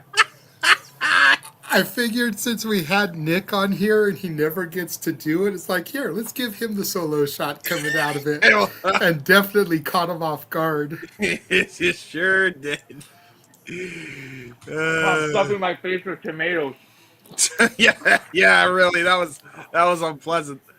Ladies and gentlemen. It's all good. I just finished stuffing my face with a sleeve of Thin Mint Girl Scout cookies. Damn. They did not have a chance. No. Honey, what are you eating? I'm not even a fan of Thin Mints, but my landlady offered them to me, and all I saw was that they were chocolate cookies. And I was like, okay, cool, I'll take them. Honey's eating a I'm box. not gonna turn Celebration down cookies. free cookies, you know. So. How are you? Yeah, you can't turn down free Can't cookies. do that. Could you? It's rude. I'm taking a look back at Holy Smokes from the Nile Theater in Phoenix, Arizona. Effie versus the one called Manders. Allie Catch in the ring now. Luis Thez Press unloading on Effie, who threw the towel in on her title opportunity the night prior when Allie challenged Atticus Cogar at the Coldest Winter 4 in Los Angeles, which I was there for. So Effie turned heel? He still hasn't officially turned heel. Okay. It's one of those things with Effie, and the best way I can explain it is the villain who feels that everything he's doing is for the right reasons. That's the best kind of heel. It really is. Because if you think about it, Anakin Skywalker became Darth Vader because he wanted to prevent Padme from dying in childbirth. He turned to the dark side for the right reasons. Like he was trying to save the love of his life. Thanos wanted the Earth to survive. So by doing so, he wiped out half the population. That way there was more than enough resources for people to survive. Here's Josh Bishop, so we'll see who his opponent is, since Bear was supposedly unable to show up. But yes. Hey, you know what? So Effie threw in the towel because Atticus was targeting his best friend, his bussy sister's knee. She had just come back from leg surgery and knee surgery, out almost a year because of that. He's out there trying to save his best friend. So in his mind, he's doing the right thing, but at the same time, he cost her a title opportunity. He cost her the ability to dethrone Atticus. So he hasn't officially snapped and gone full-blown heel yet, and I'm curious to see what happens when he does. Wow. I wonder if he's going to tread this line until Big Gay Brunch and make the turn there, or make the turn after Big Gay Brunch. We'll have to see. That's his show, right? To quote a great movie, you either die a hero. Sam Holloway. Oh, okay, we got a big hoss. Another WWE ID prospect taking the place of Bear. Okay. Sam Holloway can be seen on Evolve. I believe he's still contracted. It's been a minute since I watched Evolve, but... Yes. Oh, shit. Shout out to Frankie, who's now in the chat.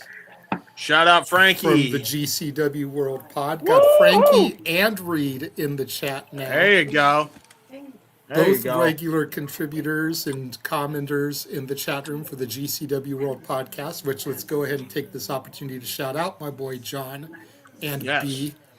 Every Tuesday, 10 Eastern, 7 Pacific, the official weekly podcast for Game Changer Wrestling. You can usually find me in the chat room there, as well as I can't watch NXT weekly. I have to watch it the following day on the CW app. So I usually devote my time to the chat room for GCW.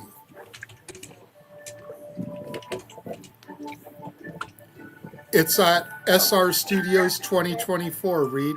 Go ahead and throw that up one more time, James. Where is it? Yep, I got you. Bam, there. Up. Boom. That's the Twitter leak there, Reed. SR Studios 2024. Follow us, brother. Oh, God, we got doors. Okay, he found it. So we'll go ahead and throw Datilla back up now. Yeah, follow us all on, Thank you, Reed. on the Twitters. Appreciate Thank you, Reed. you.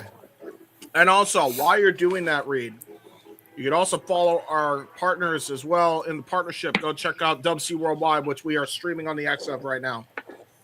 You probably came from there, but fair enough. And there's Frankie. Oh, yeah, we got to actually highlight this. Reed says hi. Reed says hi, Frankie. Ooh. And Frankie says hello back. Yes, indeed. There you go. Oh, God. Holy Jesus. dive. Oh, you my wanted to God. talk about a taker dive. Sam Holloway with one right there. Yeah, you did. That's Hell of a a big taker man. dive. God.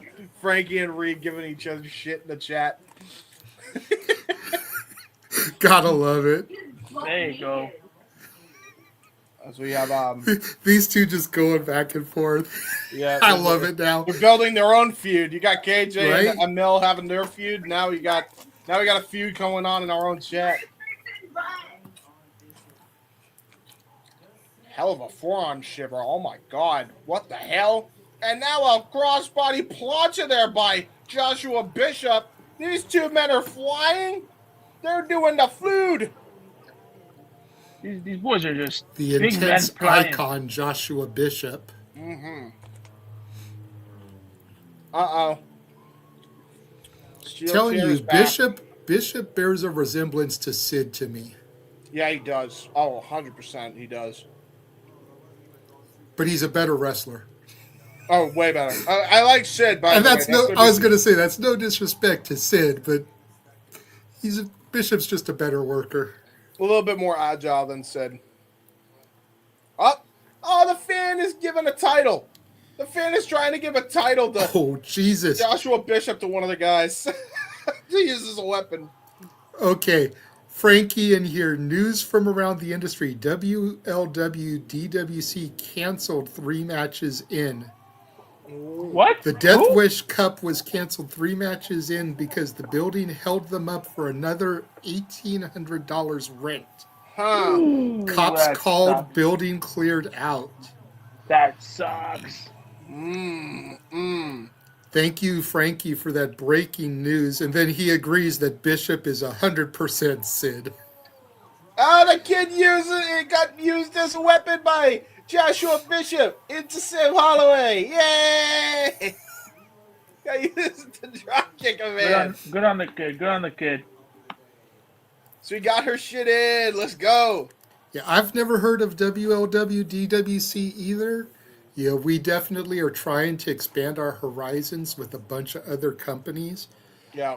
Oh, what the hell is Sam Holloway thinking of doing here? Oh! Ooh. Springboard elbow drop from the apron position. Only gets a 2 count. Okay, I'm digging this. I'm digging this. And now Sam Holloway talking trash to the kid.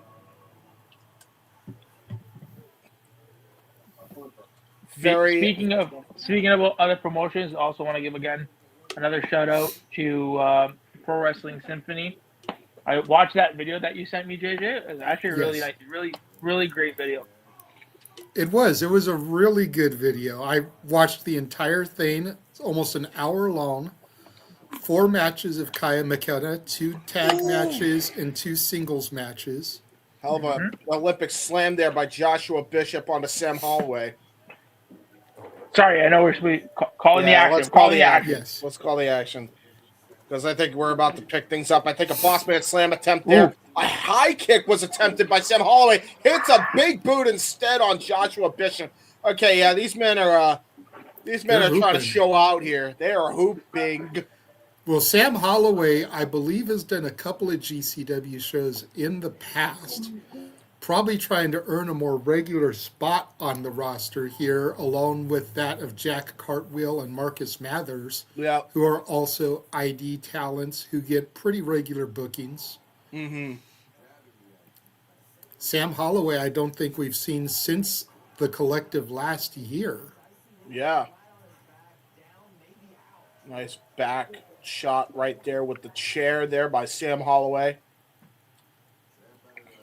That would suck to take a chair shot. Yeah, especially from a dude that size. I mean, we were talking about hooping earlier, but I think these guys could have legitimately been on the basketball team. They're fucking that huge. For real. And they've got the athleticism to boot. Yep. Would make some great centers. Ooh, was going to try to go for a slingshot shoulder tackle. Got caught by Joshua Bishop. Fallaway slam. Wow. Last call for alcohol, as Scott Hall used to call it. Indeed. Or it's sack of shit, one of the two. Also, and knowing Scott's demons makes sense. Yeah, a little bit. Knife edge chop here by Joshua Bishop. Ooh, back elbow strike. Oh, God. Chair into the head. Sabu throw right into the head of Bishop. And now a Uranagi. Oh, that was a big old Uranagi slam there by Sam Holloway. Getting a 2 count only. Like Joshua the spin Bishop there with the Uranagi. I always like that. It's better than the straight up and down. When you can get that rotation, it just adds more force to the impact. It makes it look so much more devastating, too. Well, that and you've got the gravity from the revelation there instead of just straight up and down. Mm. Sam Holloway now looking to go for a choke slam. Gets the hand around the throat of Joshua Bishop. I like that analogy, Frankie. Nash and Sid in another life right Honestly, now. Yeah, a little outsiders. Black hole slam. Couple of revelations cover by Bishop. Yeah, really. Ooh. Big cover. Only a 2 count. That was just a quick cover to follow up on that by Joshua Bishop. You can't hate that. No, you have with that move, you have to get that quick cover in. Yeah, exactly. Now we got a seated chair opened up here by Joshua Bishop. I don't know what's going through this psychopath's mind.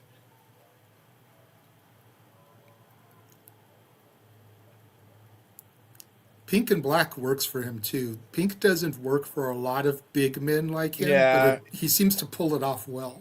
Yeah, it looks like he would have fit right in with the Outrunners as they're heavy. Oh, big Or the Hart Foundation back in the day. Yeah, true. Nice butterfly suplex onto the seat of the chair there.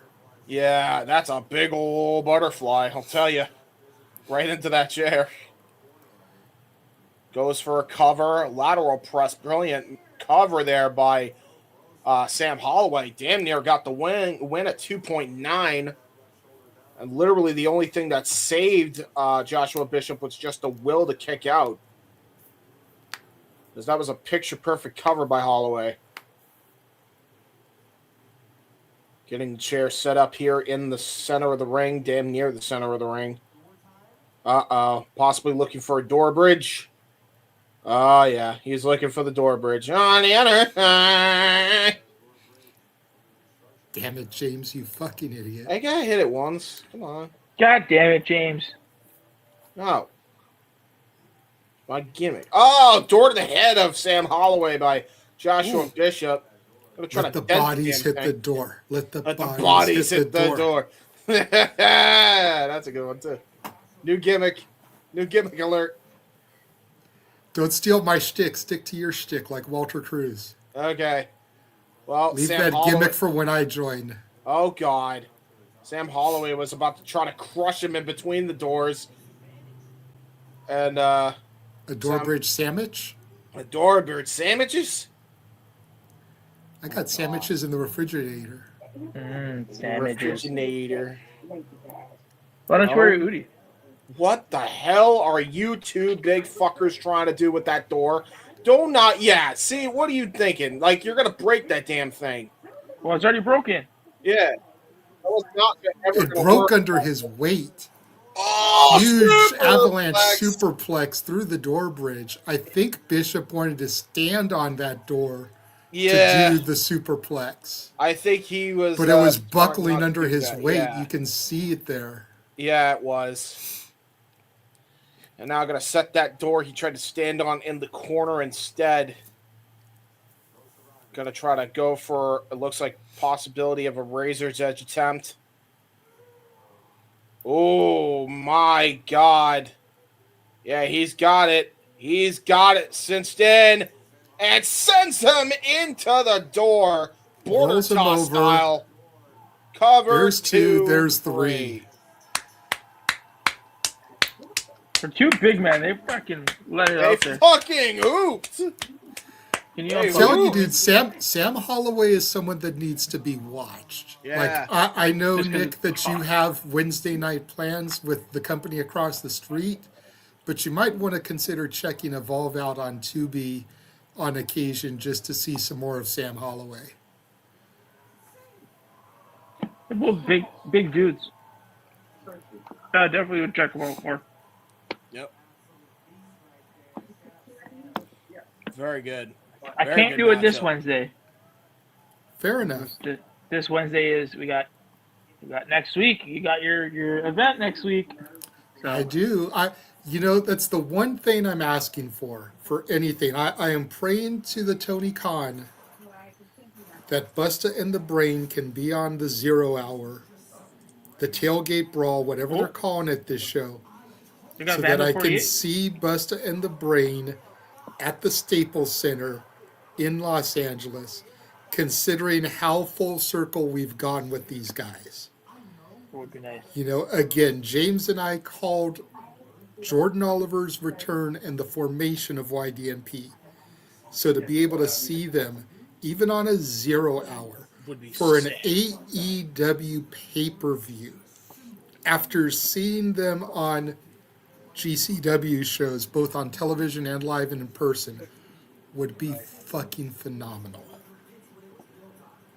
So I'm hoping Tony will book them. I That know. would be really sick. I think they've been getting used more so in Ring of Honor, which is fine, especially with the studio setup. Ring of Honor looks like it's going to be their NXT now, which is good. I'm not knocking it. No. And I'm only using the analogy to draw comparison, not to try to get people on either side to come at me. But I feel like that's where they belong right now.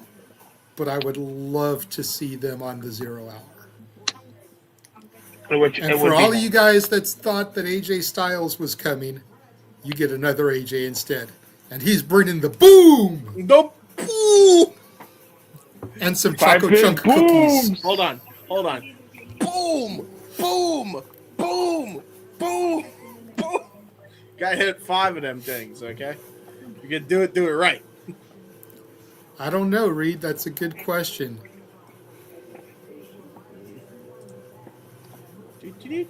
I know Bane and Matthews were on the Hog show yesterday. Mm-hmm. Yes, they were. Yes, they Yes, were. they They were. were facing. They were Private facing. Party. Oh my God! Is that Private Party? Private Party? Oh, my. Oh, Yeah. nope. Here we go. Oh. Brothers of Funstruction right now. Bane and Matthews. All right. Well, Nope. It's coming up. Right here. Yay.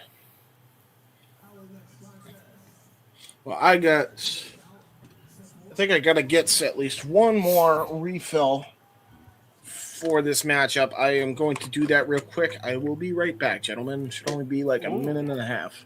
No worries. Probably will be back before the match actually starts because of the intros. Probably. And then there were two. Oh no! These dudes are so Oh, fucking no. fun in person, I swear to God. Oh, we lost Nick too. Now there is just one. It is weird, Reed. I don't know why they do what they do sometimes. But I'm also not going to question Brett, so you know. There's Sorry. Nick. No, so what happens is I don't know if it's when we do the interview, I'm gonna switch to my laptop. I just have it charging. But when I'm on my phone, if anybody comes in or comes out, I don't know, the audio gets fucked up and I can't hear you guys. So that's why I had to like back in and out. Got you. What Yeah, the these fuck? guys are so much fun in person, like for real. Who the fuck? Oh, is this the brothers of Funstruction? The people you all keep talking Yabo about? and Ruffo. Okay, I don't think I've ever seen. Okay, this is gonna be interesting. Okay. Juggalo Championship Wrestling Tag Team. Lost the titles to Busta and the Brain, got them back in a Riddle Box match along with the GCW tag titles before losing the GCW belts back to Busta and the Brain. Fucking clown shoes. How do you wrestle in that shit? They do. Well, And like I said, they are so much fun. Like, okay, the Riddle Box match notwithstanding, because I admit it was a bit of a shit show. Everything else I have ever seen the Brothers of Funstruction do has been solid and entertaining. Yeah. And they are just cool dudes, too, because I talked to them at Coldest Winter. Bought their shirt, talked to them, got a photo with them. They're so humble. Oh, I bet. Like, it's not even funny how humble they are. Because, like, ICP have a reputation of being arrogant. The brothers are the complete opposite of that. Like, I was talking to Yabo. Yabo is the one with no sleeves. Yeah. Okay. I was talking to Yabo and I was like, dude, I discovered you guys during the 2-day war. Became big fans of you guys. I've been starting to watch JCW as a result. It's like you guys have got a solid act. It's very entertaining. Like everything I just said, I was saying to him, and he was like, dude, I appreciate that. Thank you. Yeah. And then he tapped Ruffo, the one taking his jacket off now. You know, got a picture with the two of them. Nice. Said they're just chill dudes. They are the exact opposite of anything you've ever heard about Violent J and Shaggy 2 Dope. At least back in the day. I don't know if maybe they've changed their ways here in recent years. But back in the late 90s, early 2000s, they definitely had that reputation of being arrogant pricks. Yeah, listen.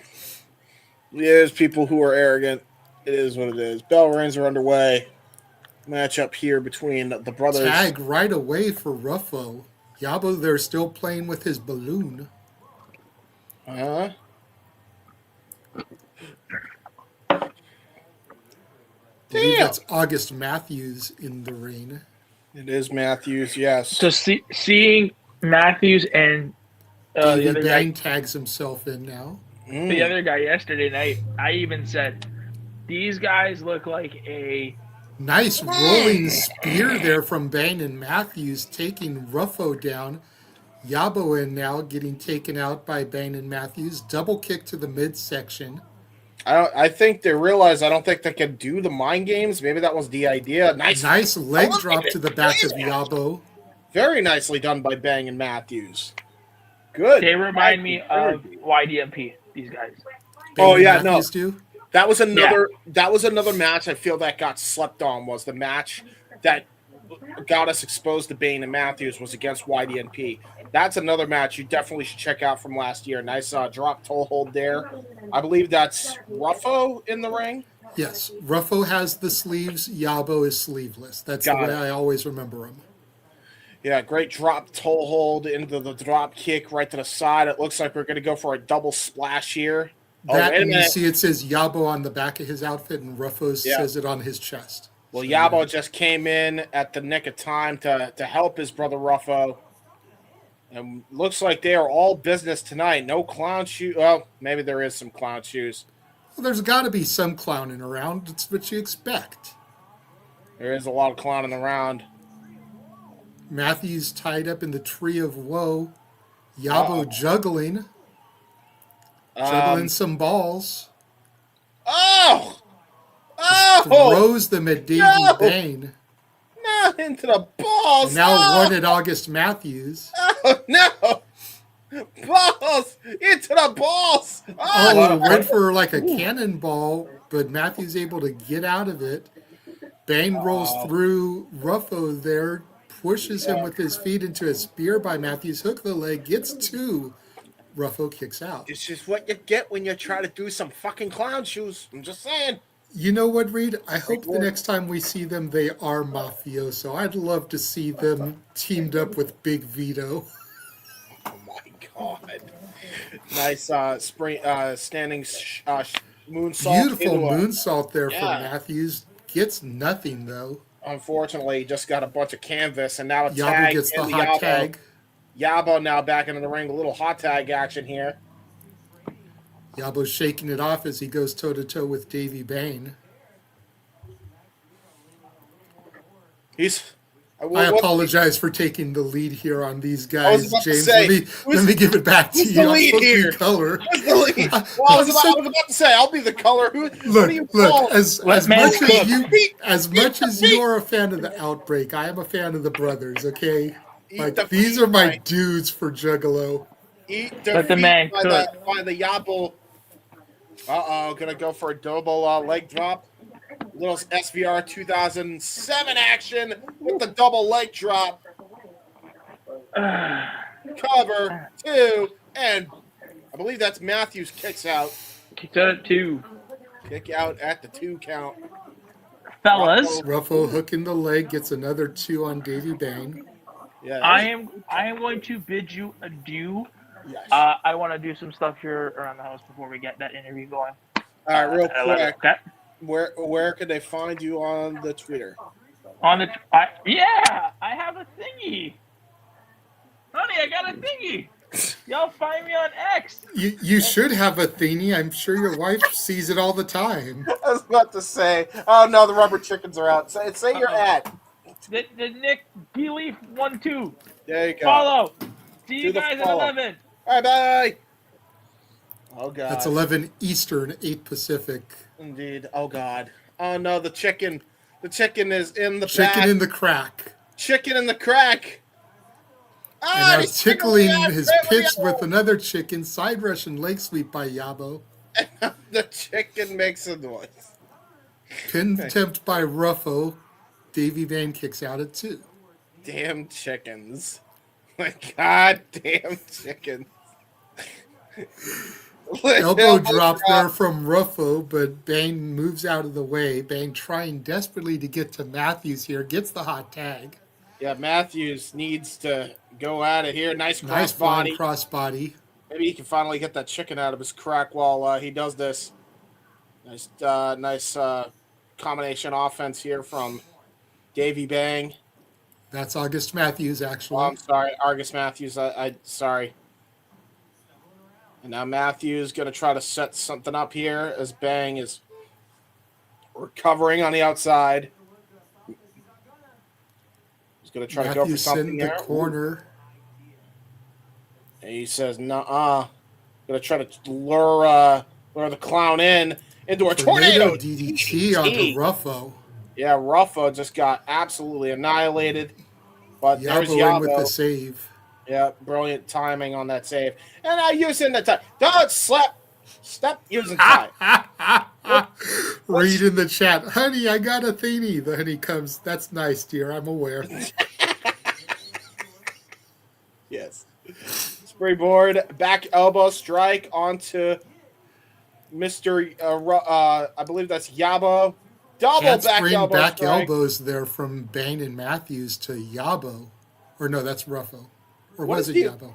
What is the equivalent of hulking up for Clown Logic? They're getting silly. No, they're clowning around. Oh, they're clowning around. Oh, Jesus. What the hell is Bang and Matthews thinking of doing here? Oh, God, no!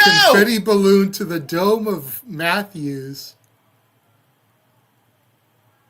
Oh no! He tripped on the chicken. Drops Matthews. Ruffo setting him up here. Gonna go for the guillotine leg drop. Double stomp combo. One, One, two, two. 3. Ah. I believe, and Reed or Frankie can fact check me here, but I believe the brothers are undefeated since losing the belts back to Busta and the Brain in GCW. I could be wrong, but I believe they are undefeated since losing the belts. Yes. Well, I love these guys, though. They're so goddamn entertaining. well, good for you. Fucking clown shoes. Yeah, the goddamn clown shoes.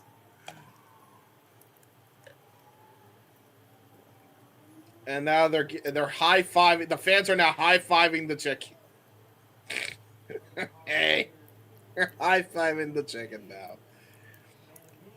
Taking a look at the schedule for GCW. I don't know if you've covered this already. No. Tomorrow they will be in Chicago, Illinois. March 14th and 15th back at the Showboat in Atlantic City. April 3rd has been added. The FSW Arena in Las Vegas. Yes. So they will be in Vegas ahead of the Collective. April 4th, Los Angeles, the UCC. Unfortunately, I will not be able to be there as all my money is going to Vegas for the 15th to the 19th and the Collective for WrestleMania week. After the Collective, May 1st, Joppa, Maryland. May 2nd at the Philadelphia, Pennsylvania at the 2300 Arena. Go back real quick. Here's a look at everything going on as part of the Collective. Poder Mania, Dragon Gate, and Hybrid Wrestling PWU for Wednesday. Progress Wrestling, Mark Hitchcock Memorial Show, Death Vegas Invitational, and MDK Fight Club on Thursday. Gringo Loco's World on Lucha, Barnett's Bloodsport, Joey Janela Spring Break, and Juggalo Championship Wrestling on Friday. Effie's Big Gay Brunch and the Immortal Clusterfuck on Saturday. Going back to the listing here, May 15th, Detroit, Michigan. May 16th, Sauget, Illinois. May 17th, still to be announced. I proposed to Ryan, since they're going to be in Michigan and Illinois, maybe they'll be in Indiana. May 23rd and 24th, they will be in France and Italy. June 6th and 7th, back at the Showboat for, I believe that's going to be Cage of Survival and Tournament of Survival. Yeah. June 18th, Wildwood, New Jersey, and June 20th, Berwyn, Illinois. There you go. Yeah, the 6th and 7th Showboat, that kind of lines up to where TOS and COS was last year. Yep. If I remember that's correctly. about right. So that's probably going to be Cage of Survival, Tournament of Survival. I am just happy that snow is melting and it will be melted by the time April rolls around. That's what I'm looking forward to. Tell you what. Yeah, we still have that May 17th unannounced show. Like I said, I'm wondering if that's going to be Indiana. Because it would make sense. They're doing that loop. Michigan, Illinois, Indiana would be right next door. So that maybe Ryan can go live and see them. Indeed. Depending on where they are, if they do the river again. True. Because again, it was around that time last year that they did that river show, wasn't it? Wasn't it May or July? Right in that general vicinity? Yeah, so something of that nature. So timing would align perfectly. We'll get ready for our next matchup here at GCW So Alive. Uh-oh, here we go. Wait! Wait a damn minute. Brittany Brooks? It is Brittany Brooks. I remember this. Remember that Vipress and Brittany Brooks, they had a vicious fight all the way back last year. They destroyed each other. Brittany Brooks came out the losing end, and I don't think Brittany Brooks ever forgot. Well, this is supposed to be Vipress versus Christian Napier, the Midwest Menace. Well, Brittany Brooks coming out here getting a pound of flesh on Vipress. Yep. interesting here to see what's going to happen with this matchup. Is it still going to be Vipress and Napier? Is it going to get turned into a triple threat? What's going to happen here? Is Napier out and it's just going to be Vipress and Brittany one-on-one? Yeah, that's La a fair Chola point. looks to charge in on Brittany Brooks, who slides to the outside here. Well, there you go. Oh, yeah. Vipress goes for the tope suicida, but meets the steel chair from Brittany Brooks. Yeah, Brittany's getting her get back after the last match. Face first into the ring apron goes Vipress now. Oh, we got a trios is the prediction from Reed. I could see that. Forgot there's a third member in SGC.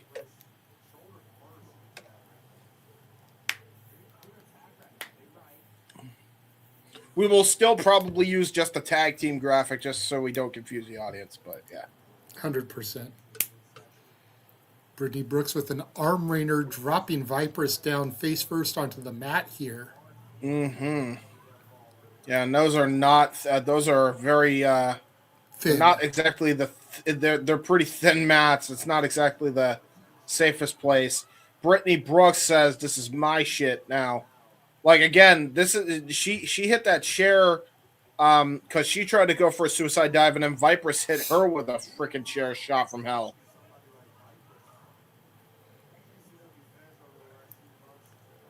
Vipress now getting Brittany back, sending her face foot first into the ring apron, elbow to the midsection from Brooks to Vipress.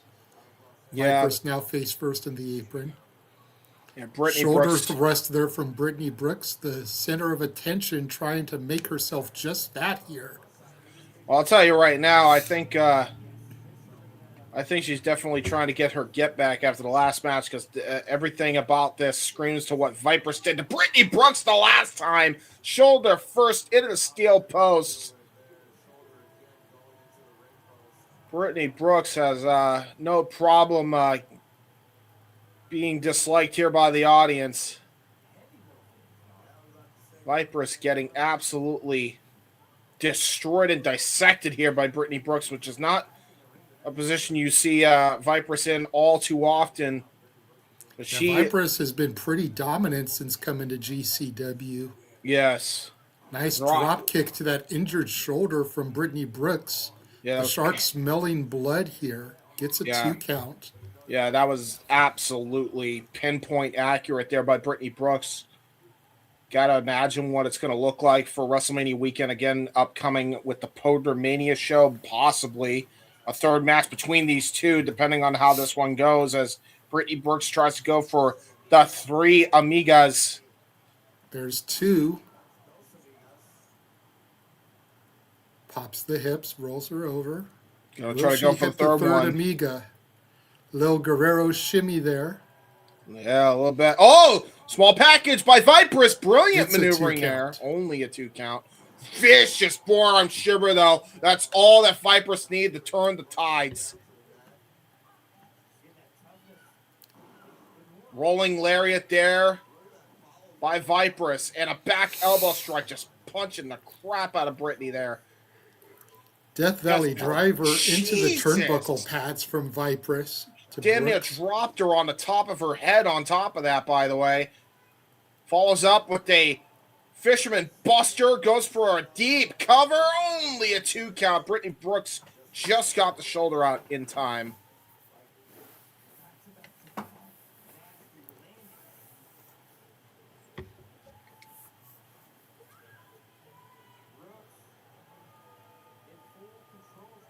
Now going to go for a straight jacket with a power bomb, but look at that. Again, the arm just gives way. Divorce court right to the arm. Backstabber style maneuver right to the shoulder. And now going to go for a Chaos Theory Olympic slam. Brilliantly done by Brittany Brooks again on that injured shoulder. Into a cover and a kick out with the good shoulder of Vipress.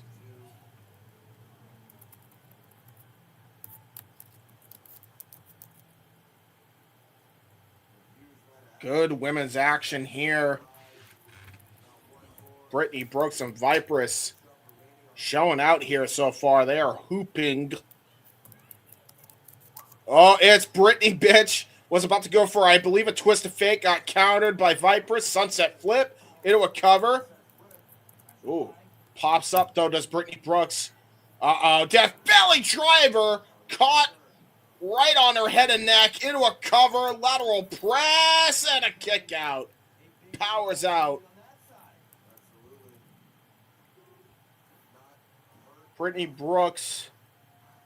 The attack on the shoulder paid off because Vipress did the only thing she could do in that cover, which was to just lay on top of Brittany Brooks with all of her weight.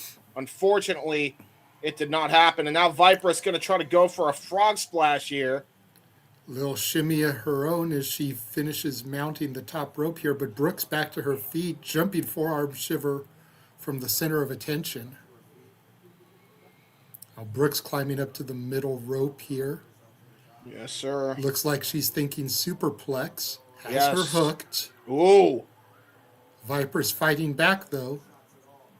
Yeah, Vipress. Ooh. Headbutt drops Brooks to the mat here. Vipress now perched on the top. Frog splash connects, but Brooks gets the knees up. Yeah, she got all of those knees up. Brilliant. DDT. Raven effect. Floats right over, hooks the leg. There's one. There's two. Vipress kicks out. And Brooks is in shock. Yeah, honestly, that was a very great. She's even shouting at the referee, "Are you kidding me? You suck. You're a loser." God is booing the spoiled brat Brittany bitch. Hey, Brittany bitch.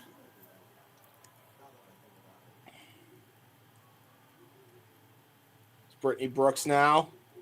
Brooks going right back after that already injured arm that she's been working this entire match. Yeah, that's not good for Vipress, I'll tell you that right now. Gonna try to go for trying to go for the Brittany bitch maneuver, whatever it is. I swear it's like a twist of fate. Got caught with a shining wizard by Vipress right into the face with the knee. Now gonna go for the straight jacket. Hands behind into the pile driver. That has got to be it. There's one. There is two. There is three. Yeah. Count to 100. That's it. Shout out to the 150 of y'all watching us now. Yeah, really. Unbelievable. Thank y'all. I know the other guys are done with NXT, so we probably got a huge bump once NXT ended. Ah, fair. And Reed points out there's 5 members officially of the SGC. Effie, Manders, Justice, Manser, AJ, and also member 6, Kingston. Yeah, that makes sense. Effie, conspicuous by his absence on this card. Maybe it's him that's going to be the third? Yeah. Unless he's booked somewhere else. Manser just walked out of TNA in support of his wife, Steph DeLander. Yes. Yeah. We'll be discussing that on Shenanigans later, so it could always be him making his return. Taking a look at some of the history here of the Vandals.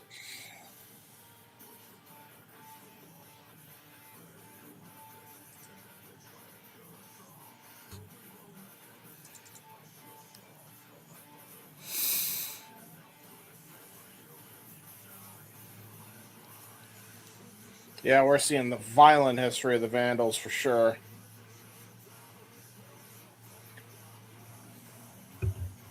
Yeah, whoever, by the way, Reed and whoever from the Game Changer World podcast still watching, whoever Frankie. does your and Frankie, whoever does your video editing is great. Like, legitimately. Great video editing.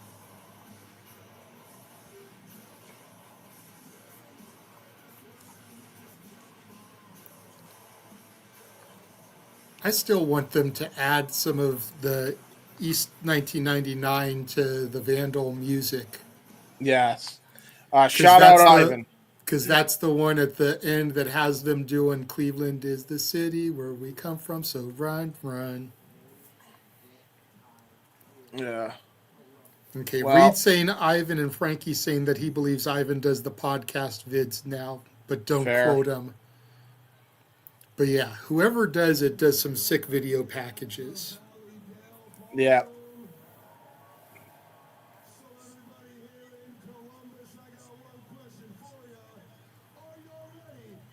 Hold on. Main event time. Event. Let's see what happens if we get a trios match or if we get a standard tag.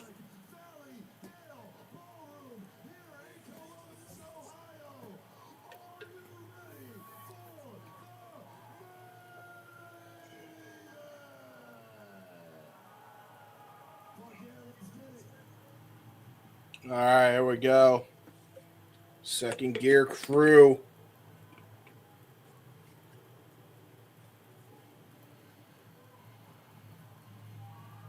And here they come out to Kilgore Walk. Could be Pantera. I don't know. Is it Pantera? Is it? I think it's Invincible? Pantera. There's like too many versions of the song. There's Pantera's Kilgore. the OG. Kilgore Yes. was the one that was done for the ECW, the music CD, though. Yeah, and then there's the Avenged Sevenfold version. I think the last time we saw Second Gear Crew was at the mall show, the American Dream. Yes. We tried to help out, I believe, Effie in that regard. Yeah. So AJ Cray and Matthew Justice making their way down.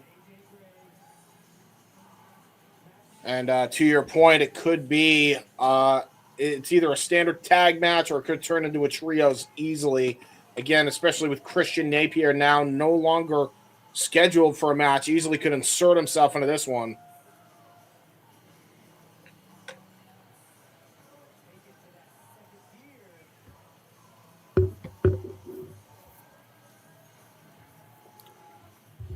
Crowd is going nuts for them. I love the camera cuts for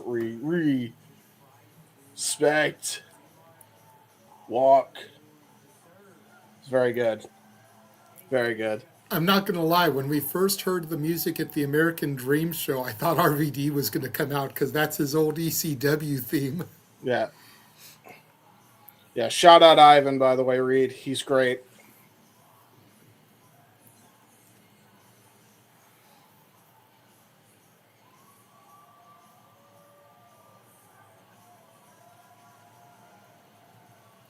It's going to be a hell of a hard... I feel like it's going to be a hardcore war for damn sure.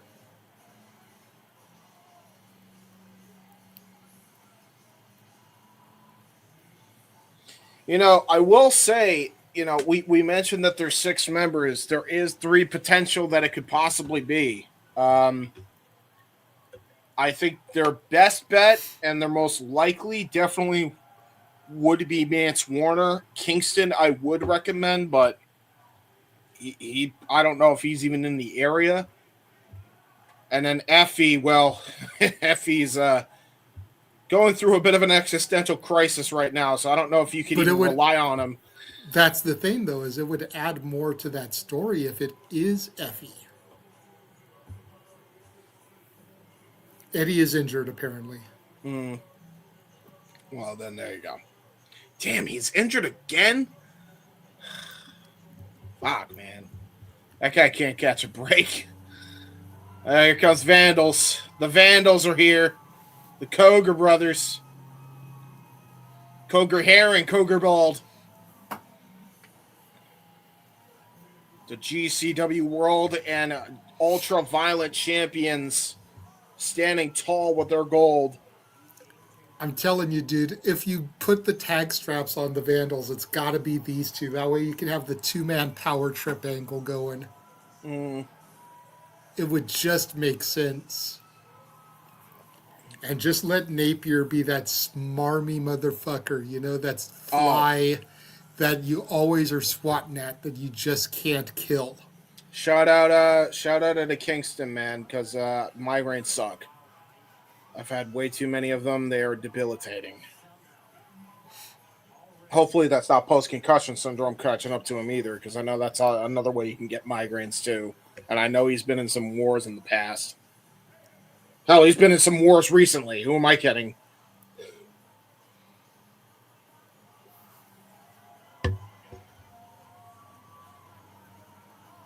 I feel like every day Eddie Kingston's fighting. And Ohio is going nuts for the Cougars. So they're in home country here. Columbus going nuts here for Vandal 48.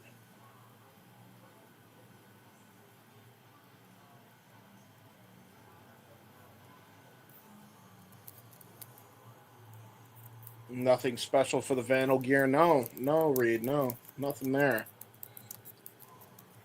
Looks like it's a standard tag affair. Doesn't look like we will be getting a third member at least yet. But the bell has yet to ring. And you already know that both Koger brothers have skewers in the pockets. You gotta imagine. I don't expect this to be a clean tag match, especially with the individuals involved. I don't think Otis has skewers. His weapon of choice is that straight edge razor blade. Yeah, that's also fair. Atticus, though, has probably got skewers in his pocket. All the damn stabbies, just all of them, yeah. And then I'm sure we're gonna get the Annihilator chair shot that Otis loves to implore that he used last night to retain the title.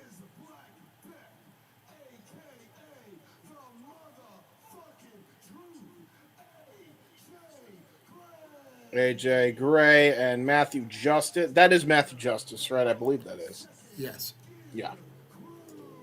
Second gear crew ready to go here.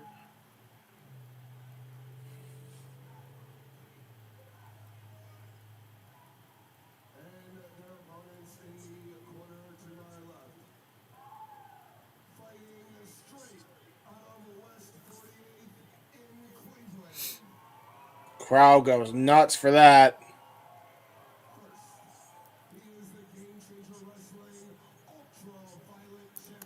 And even though they're the heels, they're the state favorites there. Mm-hmm. Don't want to say hometown because we're in Columbus, not Cleveland, but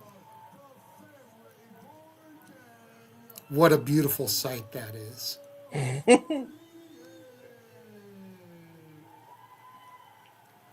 Man, we've been calling for this for Otis since Tournament of Survival last year. Yes, we have. Yep. Yeah, I was saying that to Ryan, after the finals with Otis and Tremont last year, we were like, dude, he's going to be the one to take the title. Just watch and wait. Little did we know how everything was going to transpire, but still, we've been calling for this since TOS last year. We're going to start things off with the GCW World Champion Atticus Cogar and taking on AJ Gray.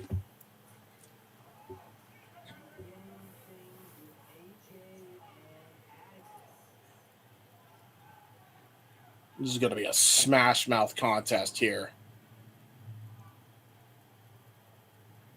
Collar elbow tie up, starting things up. Nice waist lock from Gray. Ooh, wrestling takedown.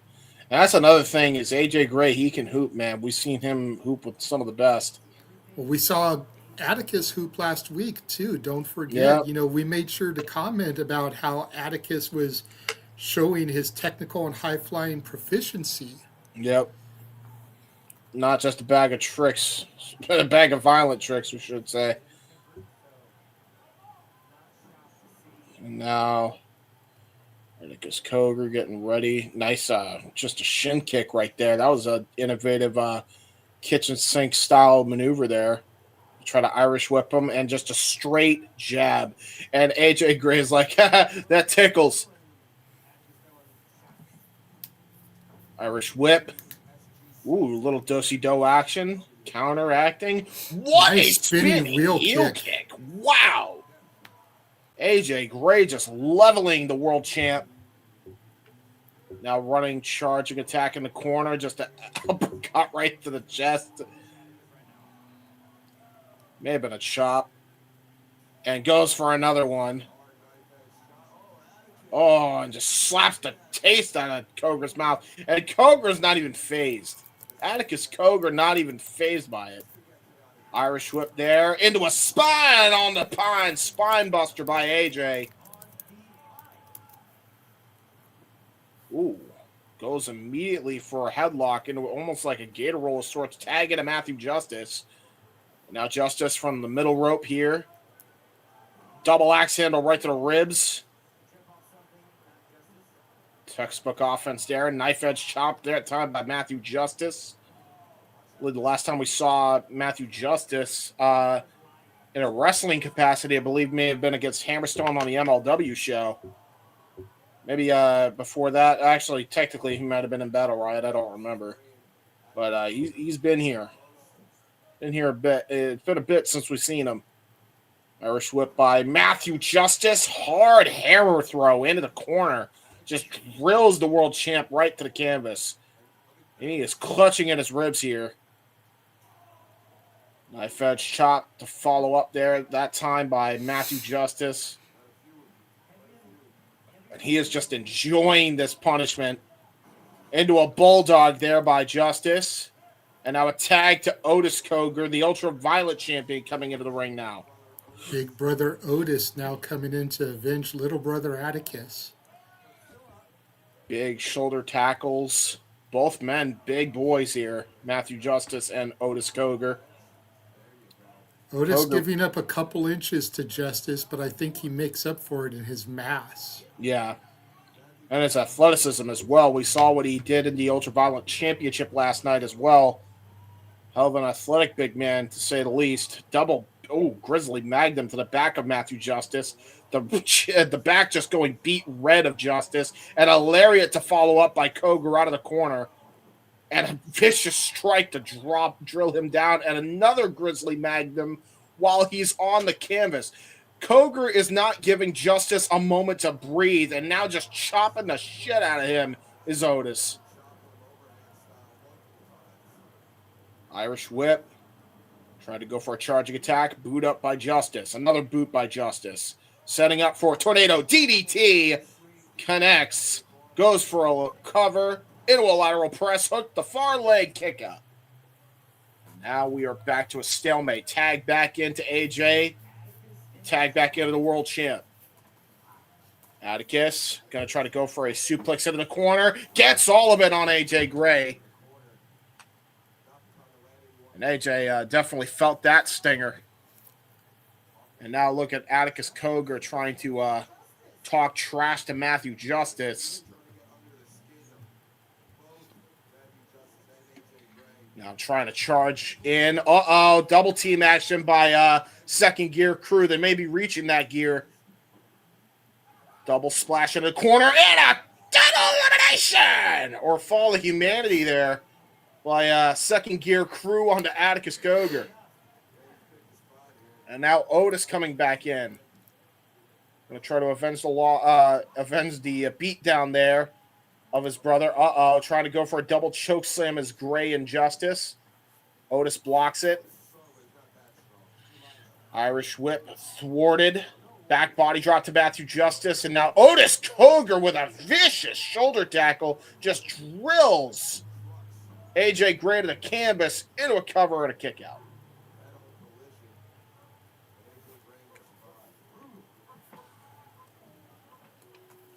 Ooh. Just fish hook in the nose there. Heelish thing to do. Trying to pull there, and as the referee is trying to call for... I don't know why you're counting in a GCW match, but, fair enough. Chop to the back again, this time to AJ Gray by Otis. Holding on to the ring, just trying to snap that arm off the top turnbuckle. AJ Gray says, hell nah. And now a tag into Atticus Coger. Back in the ring here as he pulls on the mouth and nose here of AJ Gray.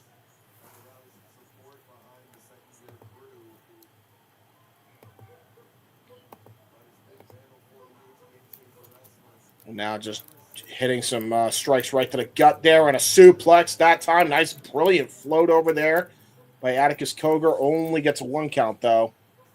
But I think Atticus is trying to just punish AJ Gray. Stop to the fingers there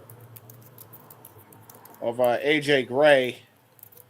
And again, just that vicious onslaught attack by Vandal 48. They have been all over Second Gear Crew since the moment the match began. Tag in back to Cogar Bald. And just a vicious shot right to the gut. Headbutt to the back of the head. And again, there's just the vicious assault. They will not let AJ breathe here.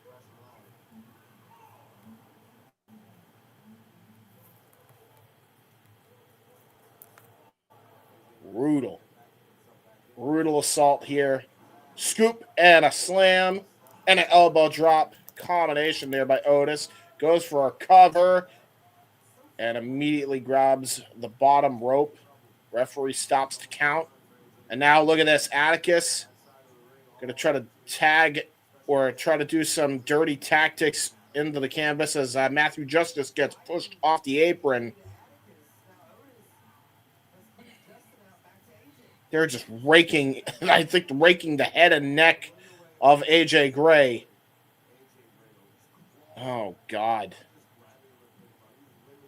Now what the hell is going through the heads of Vandal 48? Another scoop slam by Otis Cogar, tagged back into Atticus.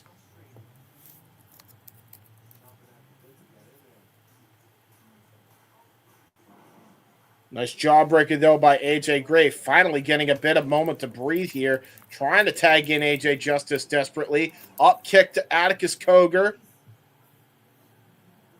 And again, Insagiri. Oh, there's Christian Napier, the little snake. There he is. There's the bitch. Immediately with a nightstick, just immediately takes Matthew Justice out of the equation. Vandal 48 are here in full force. Now going straight to AJ Gray here. Triple team offense. Christian Napier, who was originally scheduled to be here tonight, apparently no-showed, but was able to be fine to be here. And now Matthew Justice getting assaulted here by Vandal 48.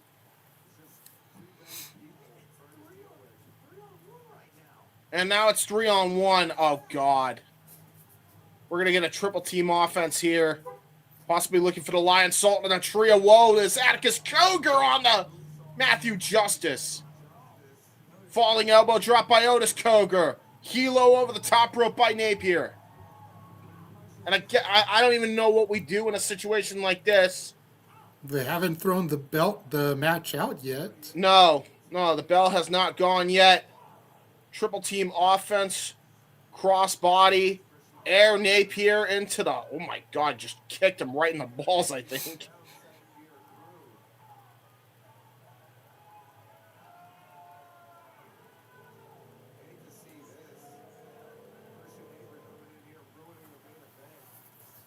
Christian Napier, again, now back to the outside, deciding to attack Matthew Justice. I mean, at this point, somebody's got to come out here to help out Second Gear Crew to be in their corner here. You would think that, but who? Yeah, true. They've been attacking everybody at this point. I think people are just afraid to be the next victims here after what happened last week. Oh, God, another chair. Oh, Jesus! Into the leg just smashed into the ribs of Matthew Justice. And that wasn't a steel folding chair. That was like a kitchen table dinner chair. Yeah, and now Otis Cogar bringing in a door to the equation. Christian Napier and Atticus Cogar also getting weapons. I believe those are steel chairs, possibly another door bridge being set up here. Chair right to the back of AJ Gray as he's still trying to recover on the outside. This is just a dissection here. Another door getting brought into the fray. Shot right to the liver there by Atticus Cogar. That was just a haymaker right to the breadbasket. I have no idea who can help the second gear crew at this stage, at this point, especially when you consider Effie is not exactly fine. We have no idea where anybody is right now that's also in the second gear crew.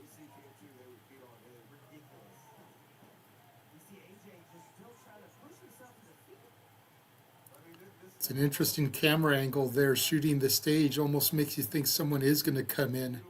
Atticus has AJ Gray set up. Air Raid crashed through the door. Jesus Christ, dude. This has just turned into a dissection. And now into a spine buster. Into the door. Fucking hell. Yeah, second gear crew are getting dissected by vandals. Ooh. Double kick out there by second gear crew. They still have fighting spirit.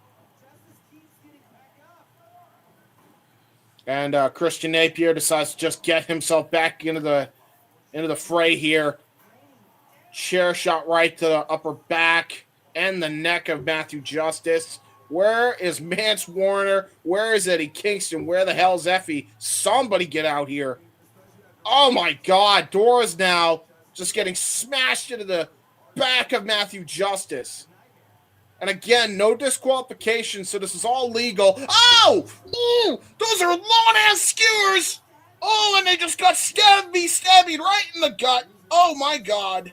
I think those were shards from the door. I don't think that was a skewer, James. Dude, it looked like it. Holy. He's stabbing it with him anyway, and I didn't like it. Because you see there's little pieces from the door scattered around the ring there. This is vicious, dude. Where is anybody here? Oh, God, no. They're all in the locker room. They don't want none. Now Koger's got the skewers. There they are. Oh, God, more stabbies. Oh, he's getting them ready. Uh-oh. Wait a damn minute. Finally somebody's coming in. I don't know who.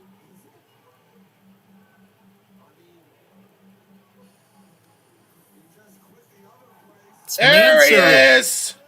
Manser and SDL returning home to GCW after walking out of TNA.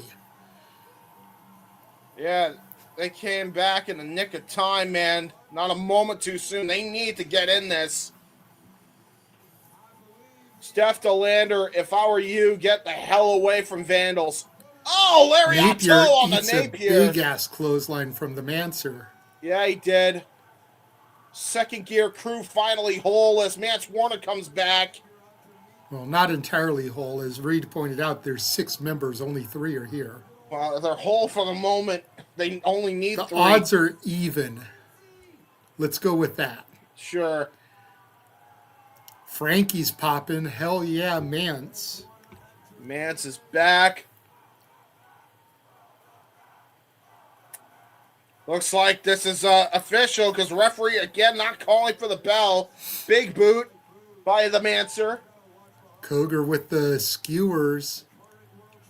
Manser loves the violence, though. Nice throat thrust. Now some right hands from Manser. Going for the roaring elbow. Yeah. He's about to go for it. Nope. God. Oh, poke in the eyes. Yeah, that makes sense. Forgot he does that. But you notice though, Koger dropped the skewers. They're all scattered on the mat now. You got to imagine Mance is definitely thinking of helping out second gear crew, but you got to imagine if he's able to pin Atticus, he get a shot here at the GCW World Championship, the title he lost to Effie all that time ago. Just a little over a year ago. Atticus. Yeah.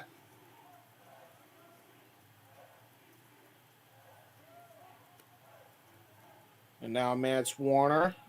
Manser calling for a microphone. Oh, shit. The Manser's got to preach. Uh-oh.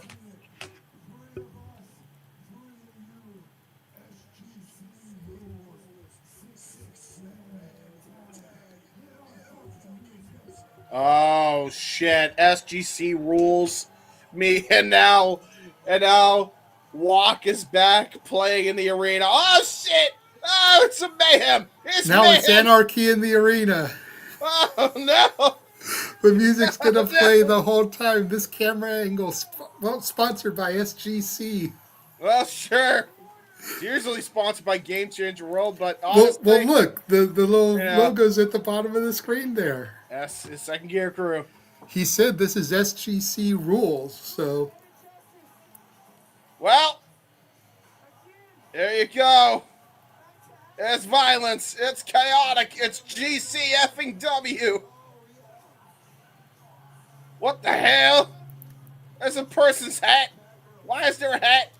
It's a purse. It's a purse. Purse used as a weapon. Probably It's a candy purse. There's probably a bunch of expensive ass makeup in that purse.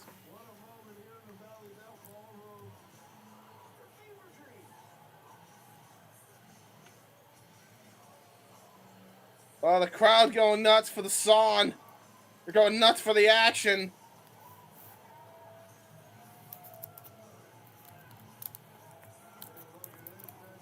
It's just an absolute Donnybrook all over ringside. Pier 6 brawl. You got Flying Ryan O'Neill's just watching the carnage, by the way. Like in the corner somewhere. It's like, ooh, fun. Let me watch. Crowd, there's Mance just holding the hand of a fan. Oh! Oh, he's using the baton on Christian Napier. He got his hands on Napier's baton. It's coming back to biting him in the ass.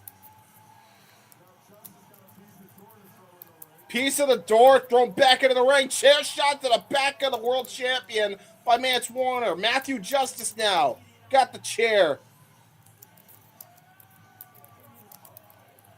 Oh, God. Oh, God. Oh, Jesus. Headshot by Matthew Justice onto the world champ.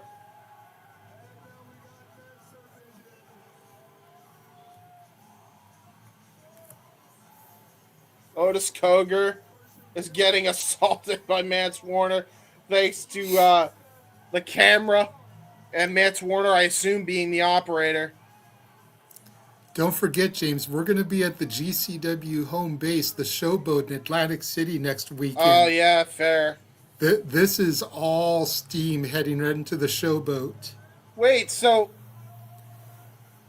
By the way, shout out to the over 200 of y'all watching as chaos ensues yeah, really. here on GCW. I mean, what do we do at this point? How do you declare a winner in SGC rules? It's a 6-man tag match. It's hardcore rules. It's GCW. Where's the ref? Oh, Napier coming back. Napier trying to get him some of Manser, but I don't know how smart that is. Well, he's got the door right to the back of Manser. Oh, chair shot right to the head. Justice with a chair throw, Sabu style, to Napier. Manser taking a seat here now. Well, I mean, he's trying to get some feeling back. You got Otis Koger sitting in the other seat. It's just a complete, utter bedlam here.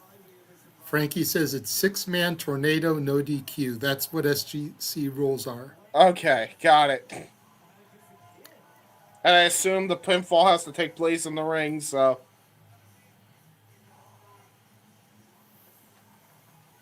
Door to the head. Door to the head. You get a door to the head. And you get a door to the head. What is this, an episode of Oprah? It's a one fucking violent episode. It feels like the Jerry Springer show right now. Matthew Justice. I love that the music is still playing just like Anarchy in the Arena. Of course. Why wouldn't it? No lie, that's probably where Tony Khan got the idea. And now AJ Gray finally back into the ring. Steph DeLander's just chilling. Honestly, I don't think that's the smartest idea considering the history of Vanda 48 and, using women as shields. Hi, Mama Bane. How are you doing? But SDL is a trained professional wrestler. She can handle her own, unlike Mama Bane. That's fair. Well, the music finally stopped, and now Christian Napier is trying to get away. And here comes Effie through the curtain now. Oh no, the fourth Effie is here. He may not be fine, but he tossed Napier into the ring. Oh And shit! now Napier getting worked over by the entirety of the SGC. Literally the whole of SGC. I mean, they got 5 members too, because Steph DeLander's on the outside. Well, no longer are the numbers even. The Vandals are outnumbered. But Effie clearly is not fine. So what is going to happen here with Effie?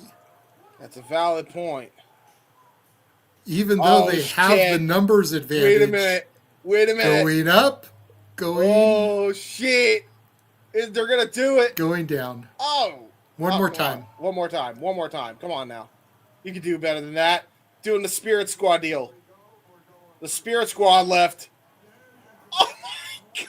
Napier might Folded be Napier deaded. up like an accordion. I think Napier might be deaded. Effie flexing. Well, Matthew Justice goes for a cover. Oh! Atticus pulls the referee out. I mean, how do you overcome these numbers, though? Because now you got 4 of them in here. Atticus Koger, head first, goes Mance Warner to the post. Chair shot right to Matthew Justice. Otis back in the ring now with AJ Gray and Effie. Lariato by AJ Gray. Double team. This could be how it happens right here. Oh, Effie, you dumb fuck. And now Atticus Koger has got him. Gonna send him into Otis Koger. Oh no, not a double brain hemorrhage. Double brain hemorrhage. Oh, no jawbreaker. Ooh. Good breakup, though, by Matthew Justice. It's not over yet.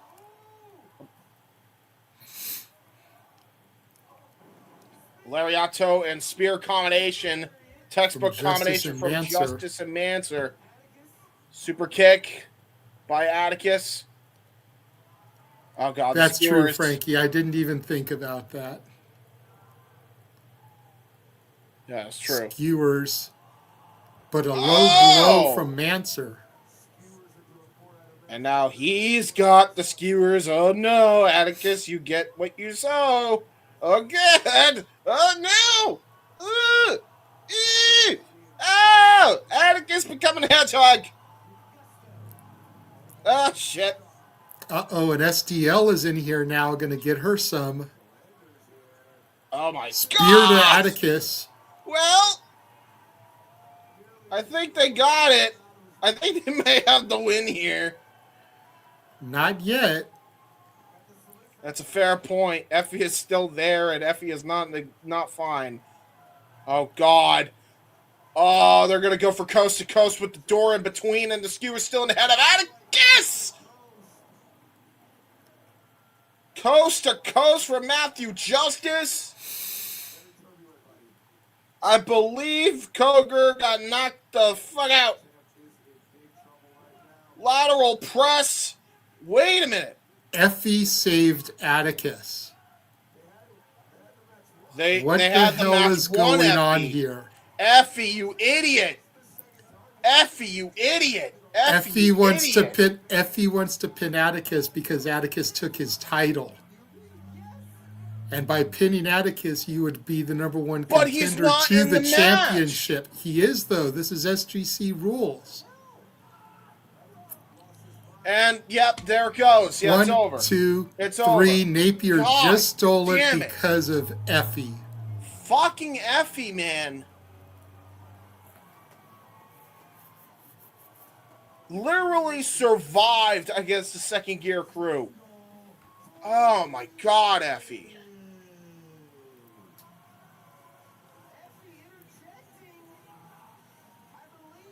If Effie didn't get involved, second gear crew would have won.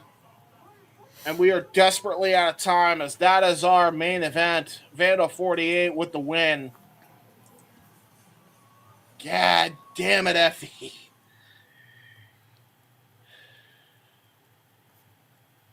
Well, There you have it. There you go. Fun show. Fun show. Good really shit. quickly, before we officially sign off here, Yes. we want to take an opportunity to do the marathon run through of all these shills and everything. Mm-hmm. Make sure you subscribe to and follow the Wrestle Collective at the Wrestle Collective on YouTube, at Dubc Worldwide on the X. Make sure you subscribe to Rage of Wrestling on YouTube. Yes. Make sure you subscribe to and follow at nfoster1916 on the X and YouTube. Make sure you subscribe to and follow at jhebertside95 on the X and the YouTube. That me. Make sure you follow the Wrestlefish on the X. That is James's regular partner in crime. And also my friend. Make sure you follow and subscribe to me at Casa D18 Studios on YouTube, at Casa D18 Studio, no S on the end of it, on the X.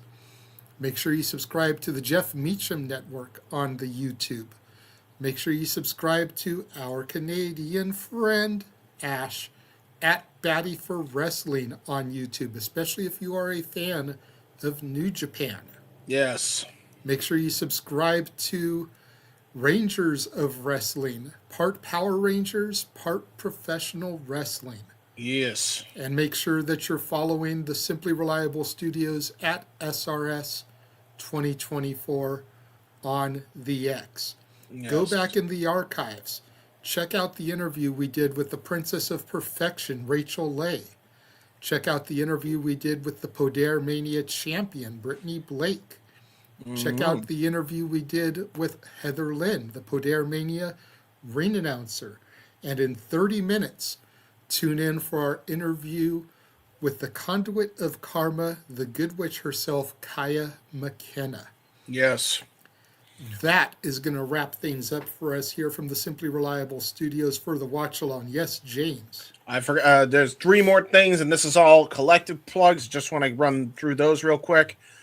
Wrestling with Tism this week on Monday. Check that out in the archives on the Wrestle Collective on YouTube.